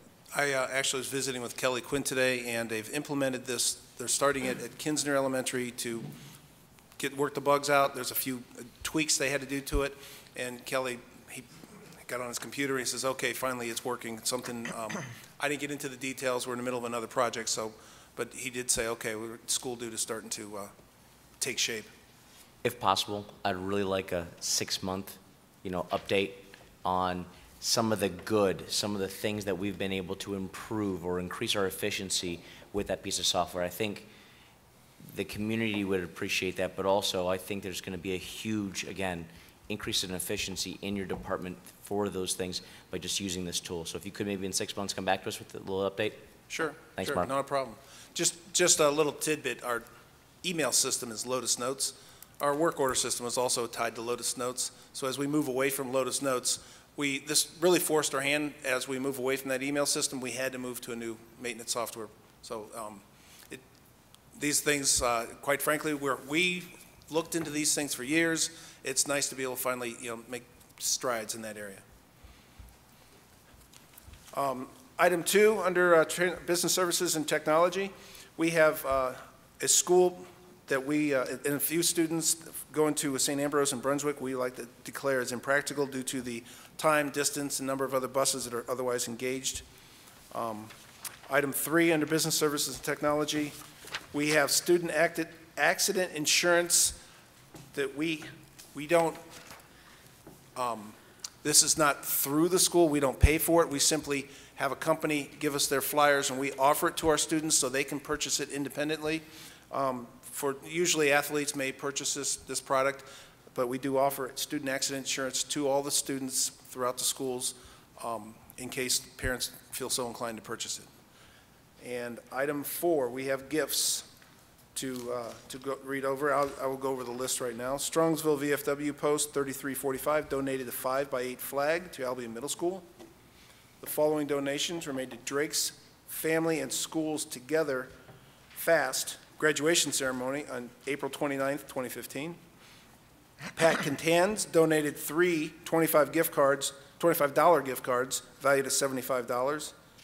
Giant Eagle donated 3 $25 gift cards valued at $75. John Robert Salon, donated 3 $140 Mother Day spa packages valued at $420. Strongsville Dairy Queen donated 3 $47.95 coupon packages valued at $143.85. And Strongsville Recreation Center donated 3 100 guest book passes valued at $300. And that is it under Business Services and Technology, unless there are other questions. Thank you. Thank you so much, Mark. Under Curriculum Talent Development, we have the secondary math for specialty courses textbook adoption as listed in Exhibit E. On page 10, we have advanced placement psychology textbook adoption, Exhibit F. We have the fee schedule for the 2015-16 school year. Fees listed and approved and adopted effective for next school year. We have the Strongsville Early Learning Preschool Student Handbook, the Strongsville Middle School Student Planner Handbook, Strongsville High School Athletic Handbook. We also have a student agreement in regard to student teaching with the University of Akron in Exhibit G, and one with Cedarville University in Exhibit F. On page 11, finally, under Curriculum and Talent Development, we have the out-of-state trip for Strongsville High School girls soccer team to go to South Kingstown, Rhode Island, to participate in the soccer competition October 14th through the 18th, 2015. Transportation will be via commercial airline and chartered motor coach. Expenses will be paid by the participating students and with funds raised from the Adidas National Soccer Showcase. Any questions under Curriculum and Talent Development? I have a question, Mr. Go ahead. Russo, is that all right? Yep, absolutely. On the handbooks, are you going to be distributing those in hard copy, or are those going to be available online, and have they changed from previous years very much, or can you tell me a little bit more? There has been some work in making some adjustments in the handbooks. I will leave the decision on whether it's posted online to Mr. Riva, but the handbooks are very well written and have served us well, so they are pretty consistent with past handbooks with some adaptation. Okay. Thank you. Okay, under pupil services, we have the North Coast Therapy Associates, that the Board of Education enter an agreement with North Coast Therapy Associates to provide occupational physical therapy services for school-age children and preschool students with disabilities for the 2015-16 school year. The cost is listed there and is shown in Exhibit I.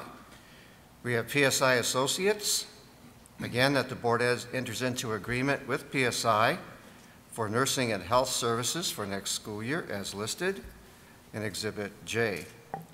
And we have the Lake County Interagency Agreement. This is there because we have a number of students who are on the boundary line between Columbia Station and Strongsville, and we are an interagency agreement with Lorain County to provide services for families with children birth through enrollment into kindergarten and coordinate transition processes for next school year in Exhibit K.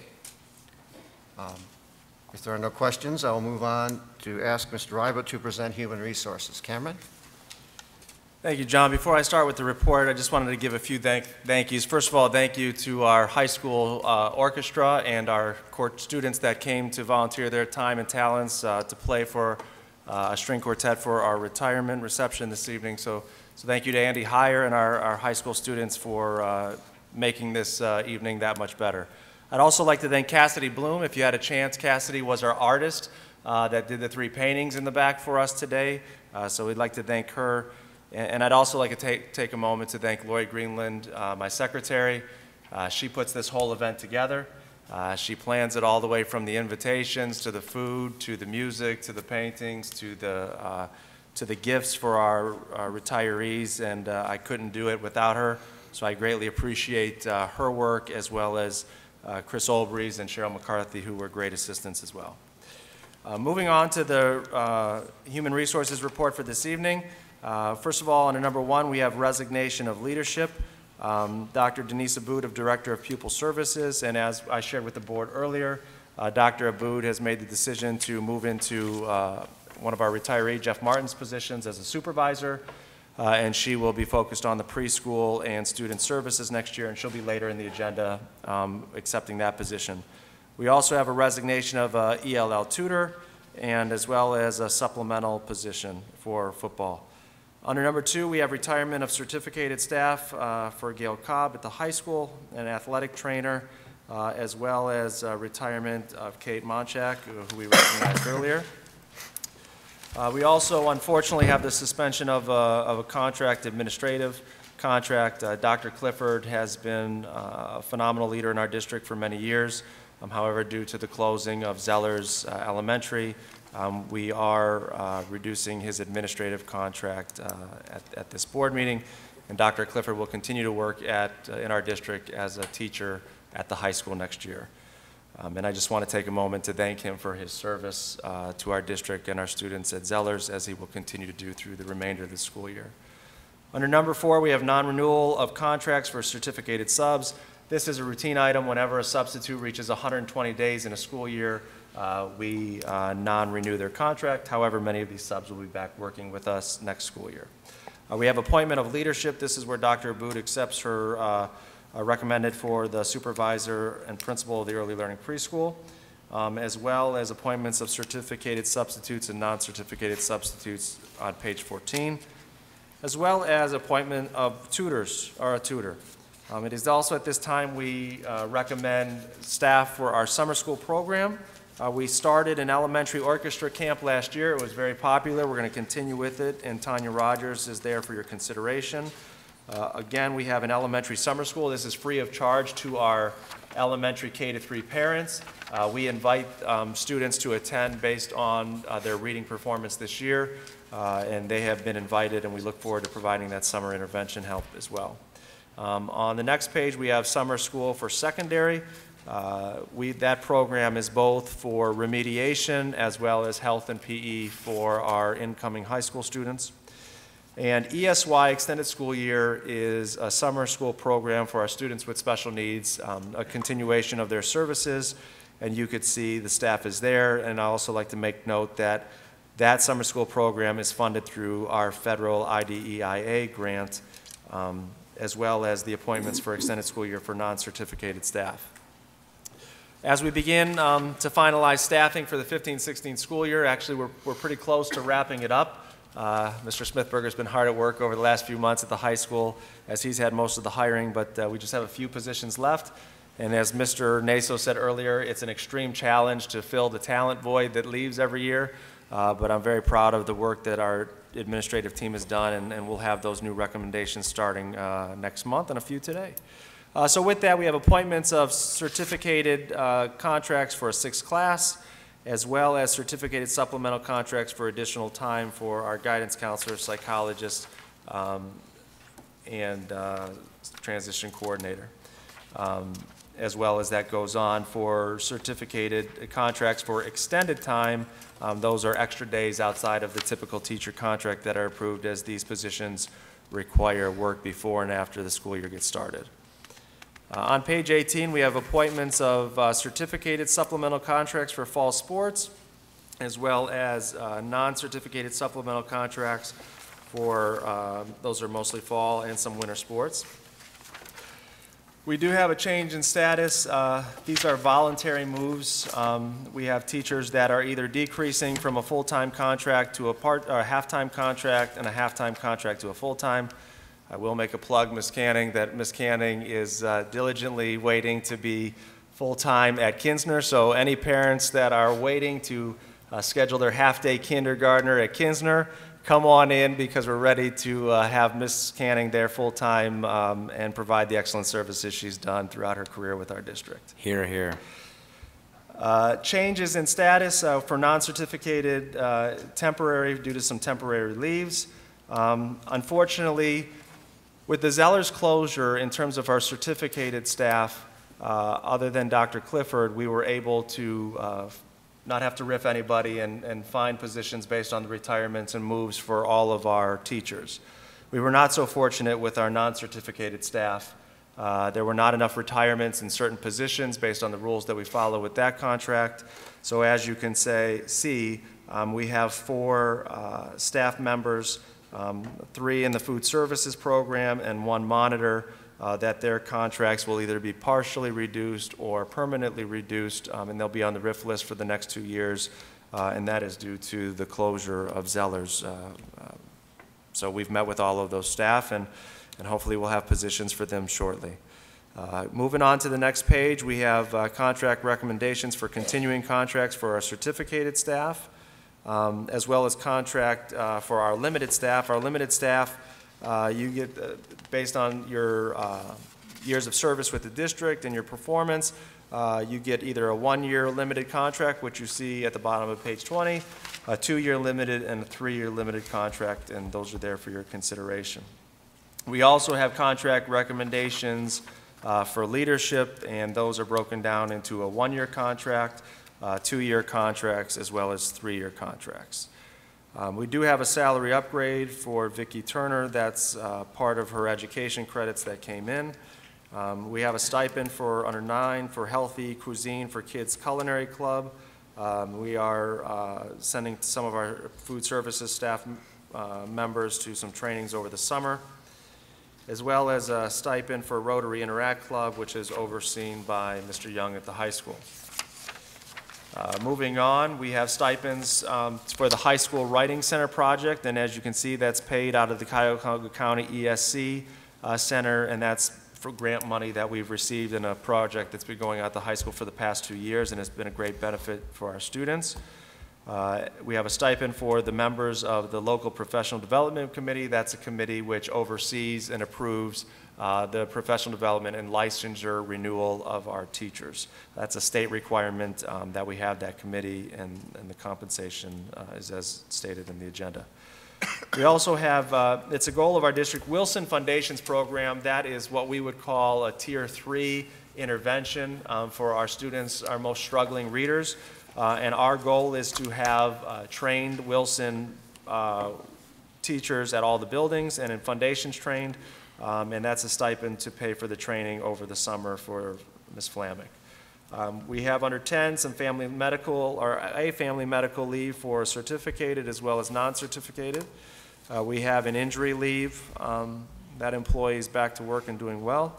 And we have a parental leave for Ms. Galizio, music teacher at Sarar. She will take her 2nd year to be home with her family.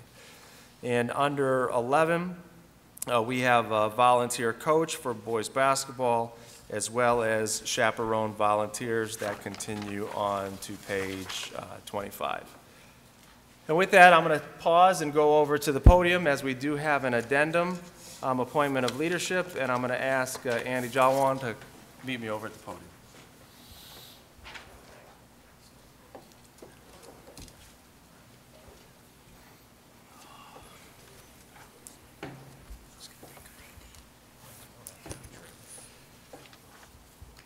It's my privilege to be here tonight with Andy to recommend him for your consideration as our next Strongsville High School Athletic Director.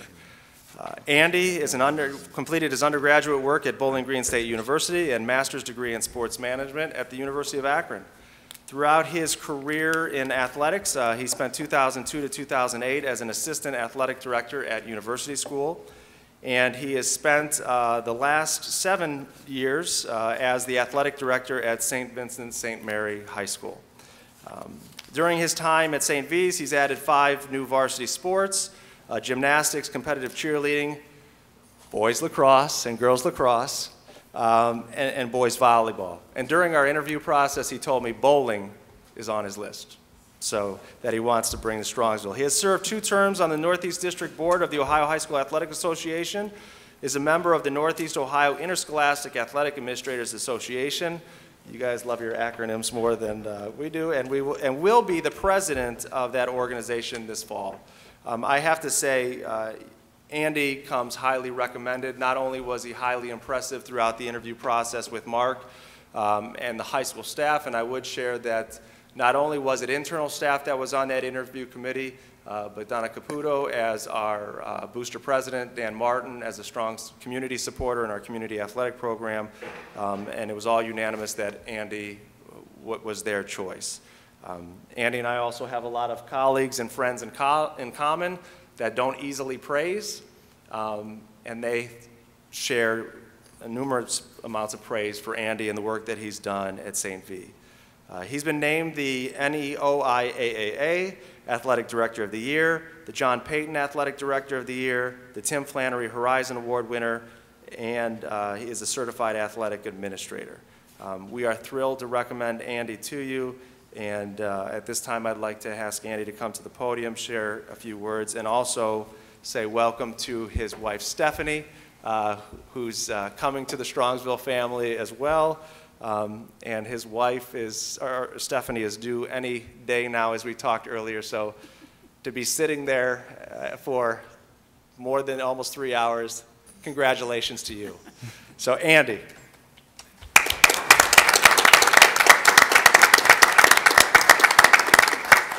Thank you, Mr. Naso and the rest of the board members, Mr. Krupinski, Mr. Ryba, and of course, Mr. Smithberger. I'm honored to be standing here before you today.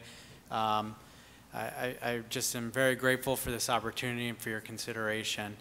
I definitely want to say that at St. VM, where success on the athletic field is an expectation, sometimes the athletic director is considered one of the hardest positions in the school, but it's really second hardest to the athletic director's wife. So I definitely want to thank my wife, Stephanie, who came tonight, and actually she is due on Tuesday. We are scheduled for a C-section, and it's our first child. So our daughter, Bridget, will be born next week, and I hope you welcome my wife to your community and our daughter. We're definitely looking forward to being a part of this community. She's a regular at my sporting events, and she'll be a regular in the stands at Strongsville. I'd just like to say that I pride myself on being accessible, so I'm definitely looking forward to working with you and meeting most of you and learning about the community. So Mr. Ryba and Mr. Smithberger both have my cell phone, my email, and they're free to give that out to anyone, and I'll take your calls. I'll meet with you, hear your opinions, your suggestions, your strategies moving forward. I definitely view interscholastic athletics, my philosophy is student experience based, and we are all stakeholders in that experience, so your opinions, your thoughts are important to me as we move forward with the athletic program. So again, I'm humbly grateful to be standing here before you for your consideration, and definitely do not take for granted the responsibility and the trust that is placed in me with the students of Strongsville. The retirees set the bar high, and hearing those things tonight gives me a great standard to live up to, and I look forward to working as hard as possible every day to live up to that standard. So thank you again, and I appreciate it, and thanks.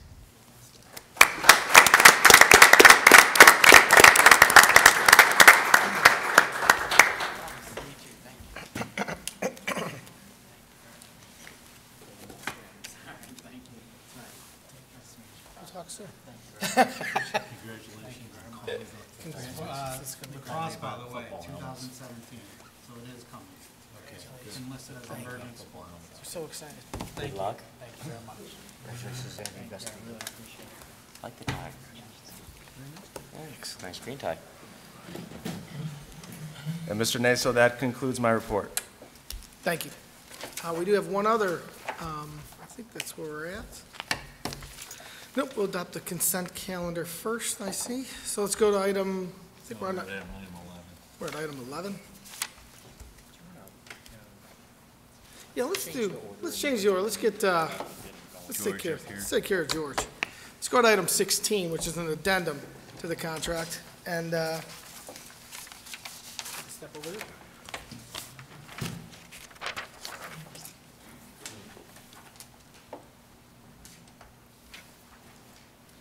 So this next This next item is an addendum to the contract. We just got George's contract signed today. He is going to be our new treasurer, and we're very excited to introduce him. And he's going to have to pronounce his last name for me. Anagasto. Anagasto. Maybe we should have George read it for us, you know? But I just wanted to welcome you. I just want, George has got 12 years of governmental accounting experience. He started off as an auditor for the state. For the past 6 years, he is the executive director for budgets and grants at the Cleveland Metropolitan School District. He's developed and managed a general fund of $732 million. He's prepared the school's 5-year forecast. George graduated from Youngstown State University in 2003 with a Bachelor of Science in Business Administration. He completed a Strategic Data Fellowship in conjunction with Harvard University in 2014, so he can think. This 2-year program develops talented data strategists in school systems, state education departments, and nonprofit providers. He came with strong recommendations from his colleagues and will oversee Strongsville's $71 million budget. As school board president, I'm also a CPA. I see enormous potential in George's contributions to our district and in our district goals of financial prudence. His experience as an auditor and as executive director in an extremely complicated district like the Cleveland school system is very exciting. He's not only more than qualified, he's a resident with young children soon to be entering our schools, so he's got a vested interest just like we do. It gives him a unique understanding of the community. I know that Cameron's looking forward to working with him. I know that, you know, it's kind of bittersweet having Deb here today, and she's going to give him a warm welcome. They're going to work together on this transition for a little while, and we're just as with all our other brain drain activities we've seen today, we've got this transition going on, so we're going to do our best to fill these spots, and we've got an outstanding leader in George. And if you want to say a couple of words, that would be great. Thanks, Carl. Members of the Strongsville Board of Education and community, words cannot express how appreciative and honored I am for you instilling your trust in me to be the next treasurer here in Strongsville. I am excited to begin this new journey of my career with everyone here at Strongsville Schools. As Carl mentioned, this opportunity is personal to me. As I am a resident in Strongsville, my daughter will be a kindergarten student at Kisner next year, and I'll have another child in the district in a couple years. I too have a vested interest in the success of the school district, and I also look forward to working with Cameron and the team as we continue the success here in Strongsville. So thank you again. I appreciate it. I'm honored, and I'm excited to start working. So thank you.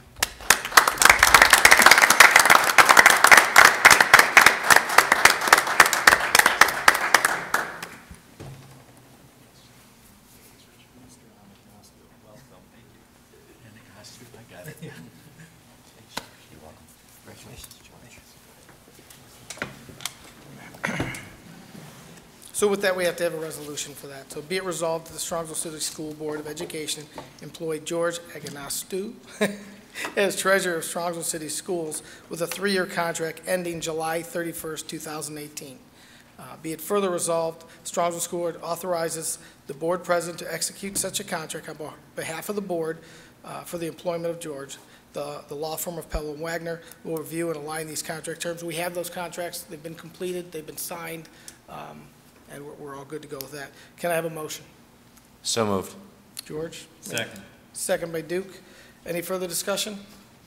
It's kind of, Deb, could you take the roll? Mrs. Ludwig? Yes. Mr. Micco? Yes. Mr. Naso? Yes. Mr. Evans? Yes. Mr. Grozen? Yes. Motion passes. Welcome, George.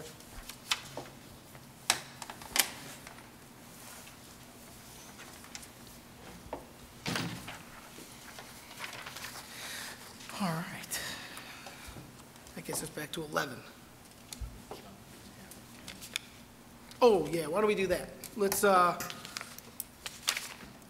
thought, Richard. Let's move, we're going to move to Board of Education Other, item A, the Board Facilities Committee, Zeller School recommendation.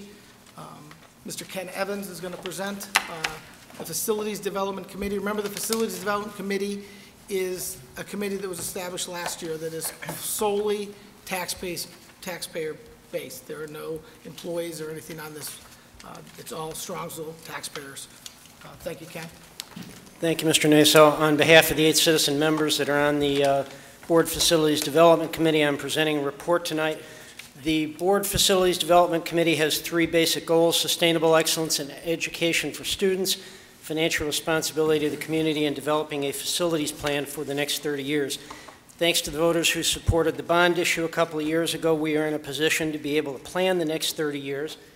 And so this evening, we're going to talk about the Zellers utilization report that we're presenting to the board.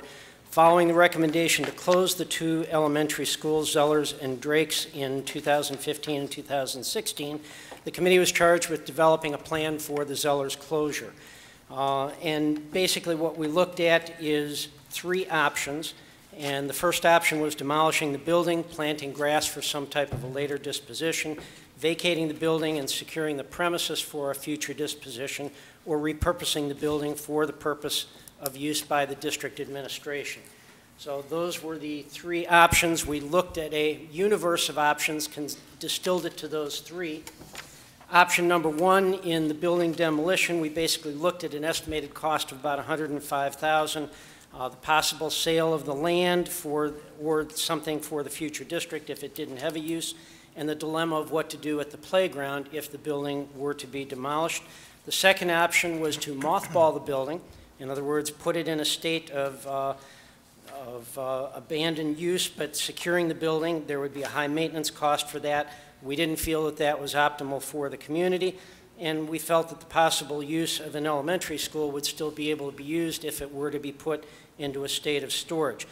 But we discounted those first 2 options, and during the course of our discussions, looked at option 3 as probably the best, and that was the option to repurpose the building for the use as a district administration building. That would maintain a couple of things in the district usage portfolio: the availability for future use of an elementary school if there were ever to be a resurgence of the student population. We felt that the community playground that was there could still be used. Occupying the building would be a benefit to the community, and certainly at this point the possible relocation to consolidate the district administration was a benefit that we felt that was important. In consideration of repurposing, the committee calculated a number of things. The changes to the building could be minimized so that it could be restored to an elementary status if it was needed. The district financial and risk exposure would be reduced with the elimination of 2 buildings, the Pupil Services Building on Pearl Road at the Transportation Center and the Board of Education Building, both of which have significant hazardous material exposure, which is not something that is currently an issue because it is encapsulated, but we felt that that was a risk that was posed down the road. And the technology in the building could be reused in other elementary buildings, and the improvements would be minimized in order to convert it to a district status. In the recommendation to look at the repurposing of Zellers then, we did look at the fact that the repurposing would mean it would be decommissioned as an elementary school. It would consolidate the Board of Education and Pupil Services into a single location. Repurposing the building would not be a part of the bond issue projects, but there are some pieces that would be impactful in the bond issue process. And the playground on the property could be maintained as it is now for use by children in the neighborhood. Would not necessarily be added to or expanded in the future, but at this point it could be maintained as it was. Another of the considerations would be the minimal resources used to relocate the district into the building. Although there is more space than would be necessary, and certainly the offices that would be created out of classrooms would be larger, it could be done with not adding any permanent walls and could then allow restoration to an elementary school if that need arose. The district technology equipment is moving from the Board of Education building already to the new middle school, so that would not be a part of relocating the district administration into Zellers.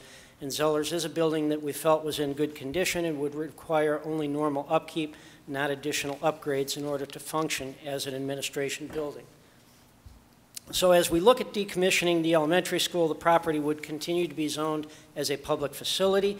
The Planning Commission and City Council would need to approve the occupancy change, It would be moved through the process administratively, and the change would not require a public vote. The committee members believe that there would be little or no impact to the neighborhood and would secure the neighborhood as it is. Consolidation of the facility for the Board of Education and Pupil Services would have a number of positive benefits to the district. We believe that there would be significant operating efficiencies in consolidating the district staff into the single facility, and it would certainly result in enhanced productivity and capacity. The utility costs of the current Pupil Services and Board of Education buildings are very high. The buildings are not energy efficient, and they're certainly not environmentally friendly. Both buildings have encapsulated hazardous materials which are not a danger now, but are potential unsafe risks for the future. And unfortunately, the facilities as they are right now for both Pupil Services and the Board of Education are not kind for people with disabilities or handicaps to accessible, and so we feel this would correct the situation. The district staff would certainly recognize an improvement in working conditions, and this would centralize the services for improved community access. As the community then, or as the committee looked at the considerations for funds to accomplish the project, minimal building modifications would be done to keep the costs low and preserve the building again for emergency use as an elementary facility if that were ever needed down the road. A phased-in moving process would allow the district to perform the work internally. As much as possible, existing equipment and furnishings would be used. The savings on operating costs would certainly be realized, and the estimates of how that has been prepared would mean that the district would pay about $60,000 to $80,000 out of the permanent improvement and operating funds of the district to make that a functional work and facility for the transition. So at this point, we have looked at all of those pieces as considerations. The committee also felt that some of the costs for repurposing Zellers would be attributable to the bond issue projects, and this would include the demolition of Pupil Services and the Board of Education buildings. We had some estimates that were done. The Board of Education building, the demolition would be somewhere in the neighborhood of $55,000. Pupil Services was estimated at $20,000. But unfortunately, the demolition is not the most important part of that. The asbestos abatement of hazardous materials, which are now encapsulated and don't currently cause a safety hazard, but in the demolition would become an issue, is very expensive for the Board of Education building. That was estimated to be between $160,000 $295,000 for Pupil Services. The asbestos abatement was estimated to be between $31,000 and $72,000. These were estimated construction costs, which we've done as a part of the bond issue project, and at this point would be put out to bid, so we don't know exactly where those numbers will fall, but those are significant numbers, and we believe that those should be a part of the bond issue project, and so as a part of our recommendation, those would fall to the bond issue funds. The committee members did feel strongly and recommend several parts of the repurposing of the project would also fall under the bond issue. These would be some new functions that would be made available because of the project. This would include training facilities for staff professional development, a large room for group community meetings and board meetings, which would be created in the current cafeteria and gym area.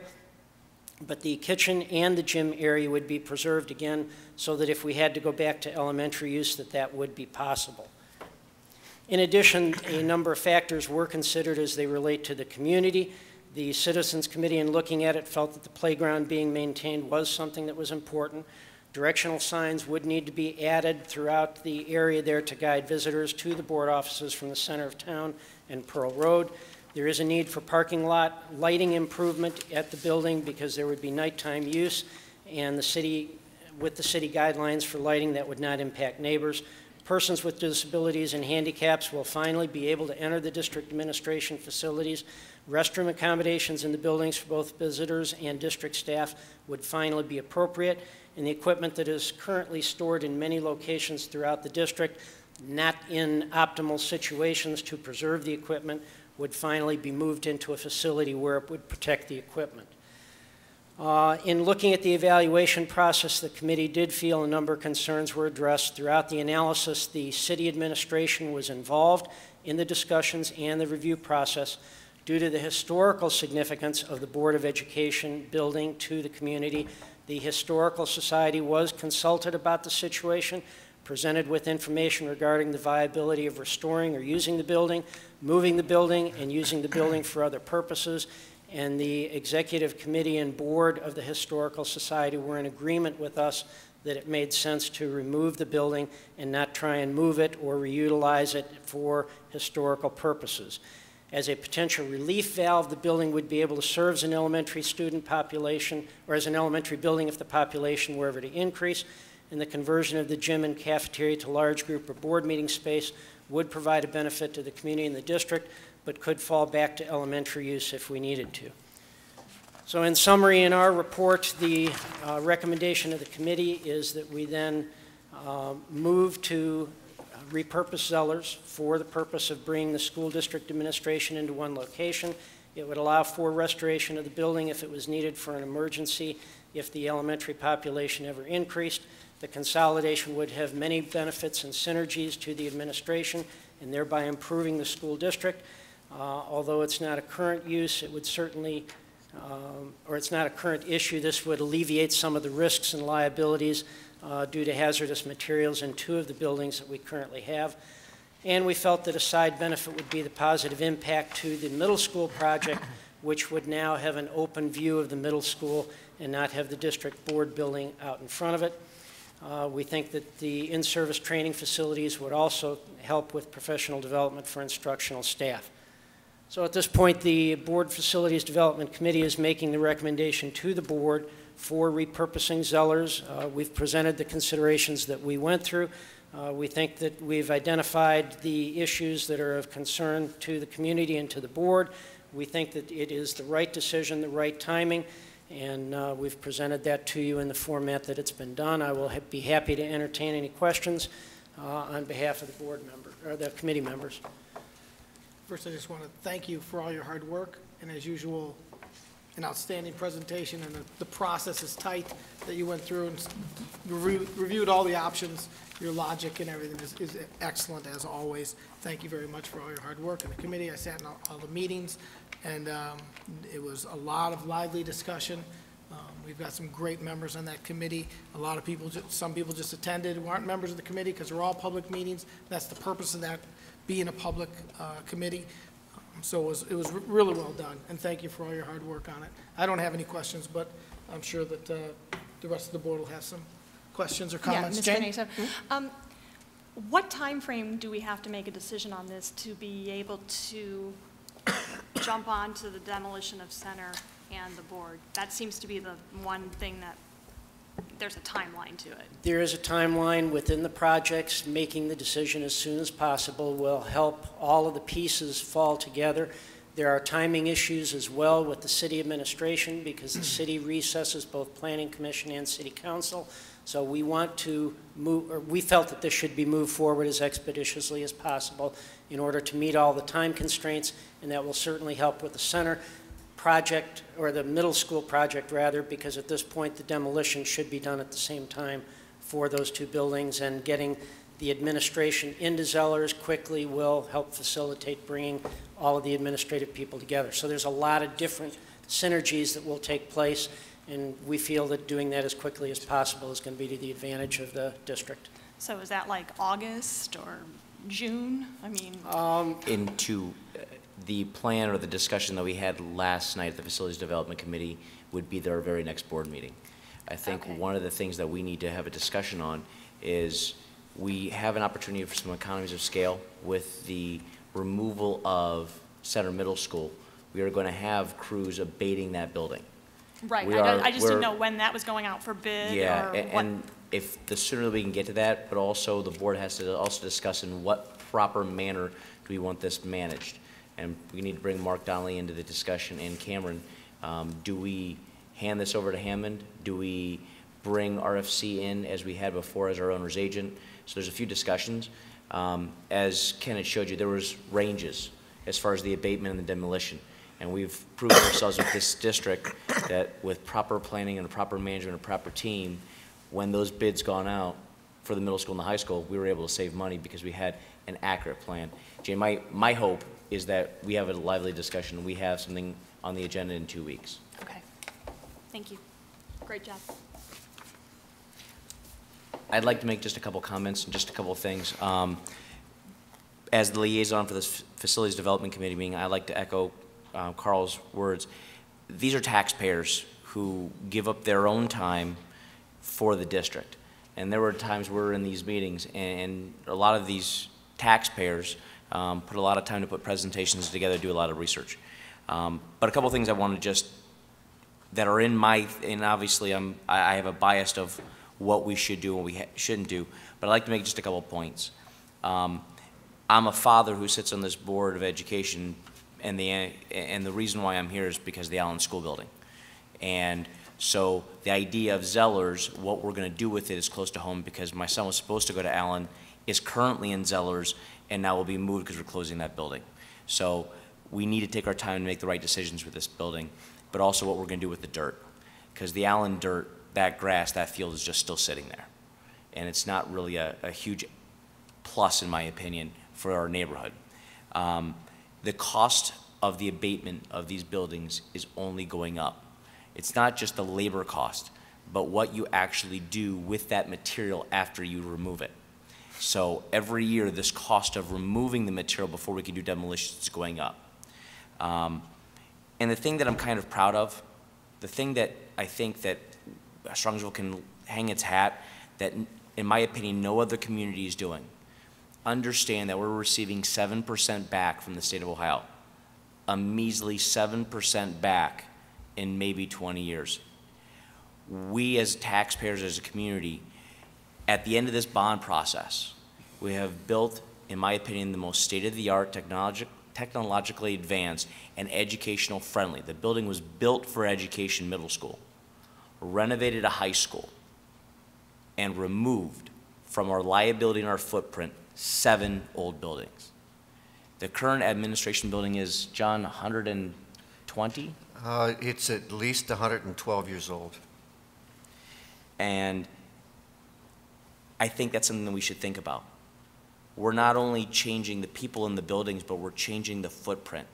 The decisions we're making have an impact not only for today's student, but for the next 30 years. And just, it's a big testament to the committee, to this board, to the administration, but it's a lot of brick and mortar, and that brick and mortar can cost you a lot more money if we don't manage it correctly. So, some thoughts. Thank you, George.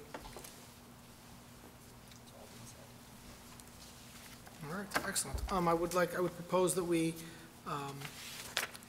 over the next couple of weeks, we finalize this all. If any of the board members have questions, want to talk with Mark Donnelly directly, want to talk with George or any of the Facility Development Committee members, we can arrange that. So I think it'd be nice if we could have a vote on this on June 4th at our next meeting, and put this to rest. I think we'll be ready to go. Yeah, Mr. Naso, I would like to say that I had the opportunity to attend the Facilities Development Committee meeting last night. I'd like to add my thanks to all of the folks, Ken and the team that are working that. As George has mentioned, they're all taxpayers, nobody that's associated with working with in the district. These are things we need to do. They're tough decisions to make, especially with some of the buildings that have historical significance to the community. But we need to do it to move forward, and I am confident that this board will make the tough decisions and we will move forward, and because that's what we need to do for the best interests of our community. Thank you, Duke. Okay, so that's what we'll do. We'll vote on this the next board meeting. Thank you, Ken. Really appreciate it. Long meeting. Appreciate you sticking around and giving that report. That gets us to item number 11, report on the Polaris Career Center by Richard Micco. And in the interest of time, I will be as quick as possible. I'm going to give a shout out to Daniel Fergari, who's a senior at the Strongsville High School. He participated in the chef training culinary team. They went to Anaheim, California for the National Pro Start Invitational Culinary Competition. It's over 46 states and U.S. territories. They placed 3rd in the nation, and the school's goal is to eventually place 1st in the nation. And I am confident that they will eventually bring home 1st place. But it's a very neat competition. They have to prepare a 3-course meal, and they're not allowed to use any electricity. They're allowed to use 2 butane burners, and they have 1 hour to do it, and they came 3rd in the nation. So we're all very proud of the team, and especially of Daniel at Strongsville High School. And that completes my Polaris report. Mr. Naso, may I continue? Right to legislation, sir. All I'm going to say about legislation is the key part is, again, the state budget. It's currently being discussed in the Senate. Tom Patton has come out as a friend of Strongsville and talked about how the state budget needs to keep our budget whole. So I commend him on that, and I request that everybody interested send him an email and remind him that we need to keep that budget whole for Strongsville. And if I may continue, Mr. Naso? Absolutely. I will announce that our policy committee meeting is scheduled for Wednesday next week at 6:30 p.m. Cameron, what room are we in? We're in room 104. In room 104, and that completes all my reports. Thank you, Richard. We'll go back up here. Jane, City Council? No, Actually, Duke went. Oh, Duke. I went. Oh. Okay. Pretty much routine business to City Council, except that we did have recognition for some of our fine safety forces in Strongsville. As the mayor always says, if you don't have security and safety in the city, then nobody's going to want to live here. And it was very nice that we were able, Chief Draves and Chief Kovac, both, we had several policemen that were awarded for their service in the community. Some outstanding acts of bravery and some outstanding acts of intervention that saved lives. And our firefighters also for the same thing, and I was very pleased to be there when the fire department, our emergency services people, were awarded a gold award by the American Red Cross for their cardiac intervention capabilities. One of only 2 in the state of Ohio, I believe, or 3 in the state of Ohio. And there was only 50 across the whole country. So we're very fortunate to live in a city that has such a competent and capable police and fire force. And that concludes the City Council. Thank you, Duke. Jane, PTA? Okay, no Strongsville education? Okay. PTA just had their installation, and I wanted to publicly thank Lisa Thacker for her 2 years of service on PTA Council President, and we have ushered in Laura Hausum as our new president, and I believe she'll be here at a future meeting to discuss all of PTA's contributions to the district. And that concludes the PTA for OSBA Achievement. They highlight for this month was the importance of children and students reading over the summer. Children lose a lot if they don't keep up with that reading, and in an effort to do that, you can participate in the Cuyahoga County Library Reading Program. If you want to go online, and you can register, and they have all kinds of prizes and things. It's a very worthwhile program. And they also have implemented a program in conjunction with the high school teachers for the required summer reading classes for some of the honors and advanced classes. They are having book discussions and things, so check that out at the Strongsville Public Library. Thank you. That concludes my reports. Thank you, Jane. I'll go back to the Strongsville Education Foundation. They had a very successful Jockeys and Juleps event. They're still tabulating that, but I think it was a lot of fun, and maybe too much fun for some of us, but it was a lot of fun. And also, they're still selling their car raffle tickets, and there's an opportunity if you have some of the people get to sell them. You can sell them to raise money for your participant to play. If there's a $10 ticket, you can use 5 of it for that. They're using it for the other organizations are using it for the Washington trip. To fund that. If they sell a $10 ticket, they can use 5 of it for the trip. So it's really helpful in those events. So, and that concludes Education Foundation. There's nothing on the wellness side. We'll move to finance. We didn't have a finance committee meeting, so there's nothing to discuss there. Richard's done the policy. George, anything else on facilities? Nope, I'll just wait for other. Oh, you're waiting for other? Okay.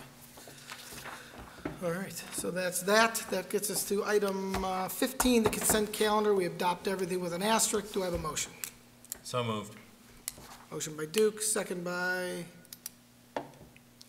Second. Jane, thank you. Any discussion, anything to be removed or adjustments? I don't think so. Deb, could you take roll? Mr. Grozen. Yes. Mr. Micko. Yes. Mr. Naso. Yes. Mrs. Ludwig. Yes. Mr. Evans. Yes. Excellent, thank you. Motion passes. That gets us to other. We've already covered the Facilities Committee presentation.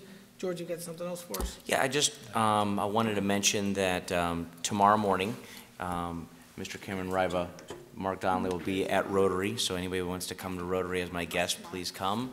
7:15 breakfast right here. They'll be doing a construction update. And then Rotary, in our third annual Duck Race and Kids Fest, will be happening on June 6th. And I wanted to thank Mark Donnelly and the administration and our OPC staff. We'll be having a school bus down there for the Touch a Truck, which I greatly appreciate. Last year we had a little over 3,000 people join. It's down at the chalet down at the Metro Parks. Go to the RTA parking lot near the entrance to the Turnpike, and we have buses running. But we have everything from Touch a Truck to a couple dance studios doing performances, face painting, balloons, and it's 100% free of charge. And it's a great event.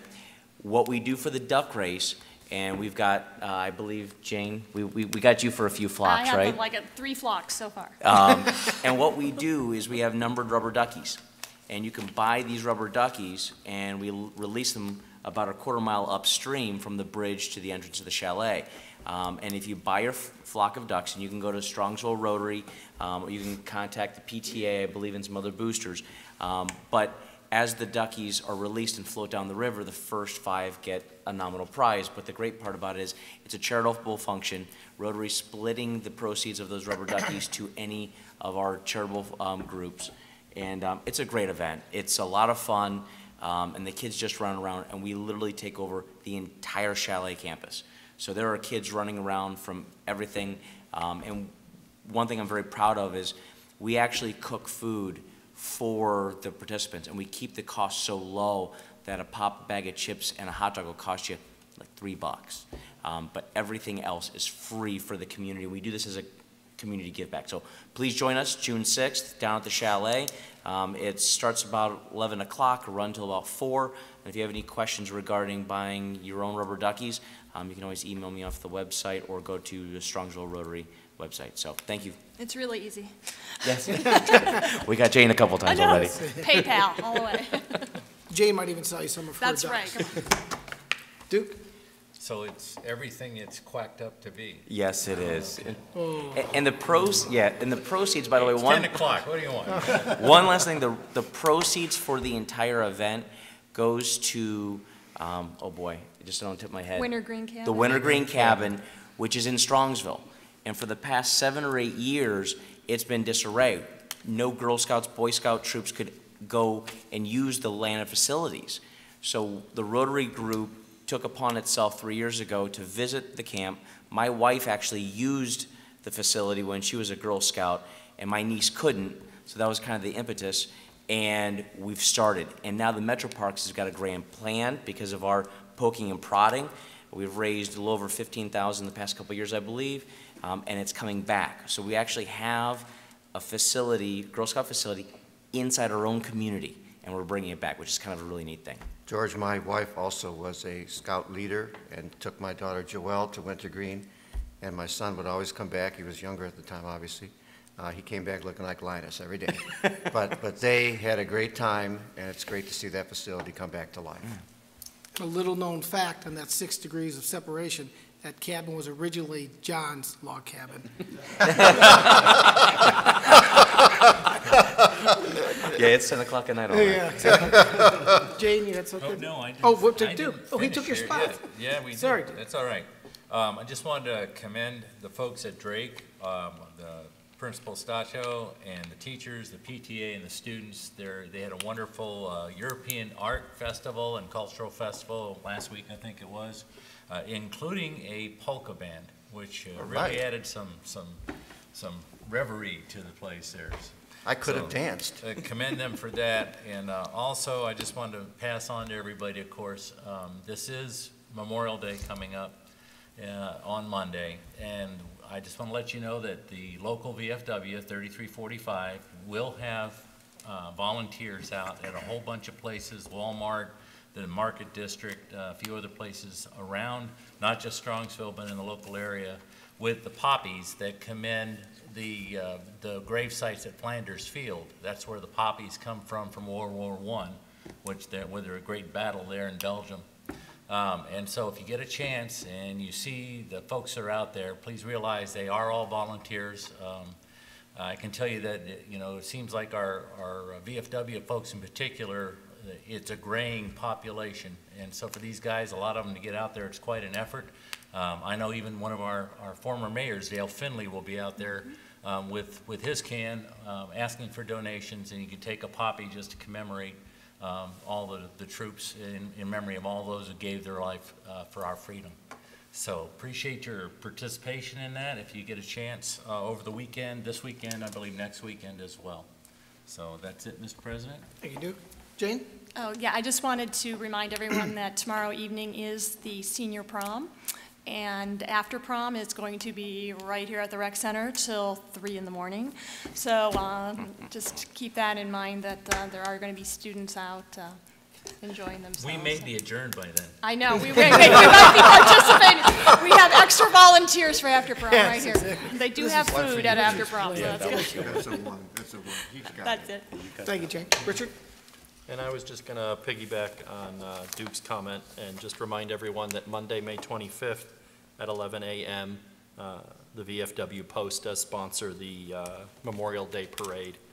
And I would suggest it's a good tradition to have as a family to come out to the parade. So that's, again, Monday, May 25th at 11 a.m. It starts at St. Joseph Church, progresses south on Pearl Road, and ends at the Freedom Trail behind the library. And that's it. I believe the band will be there with Mr. Harbart. So. Oh, excellent. Thank you, Richard. That gets us to, I don't have any other, surprisingly. And item 17 gets us to meeting notifications. We have a meeting Thursday, June 4th, 7 o'clock, back at the admin building. And then we have another one on Thursday, June 25th, at the admin building. We have no need for executive session. So unless anybody wants to continue this thing, I would like a motion to adjourn. So moved. Duke? Second. Thank you, George. Seeing there's no discussion, can I have a vote? Deb, you want to take roll? Mrs. Ludwig? Yes. Mr. Bicko? Yes. Mr. Naso? Yes. Mr. Grozen? Yes. Mr. Evans? Yes. Excellent. Excellent meeting. Thank you, everybody, for sticking around. Yeah, hi, Brian.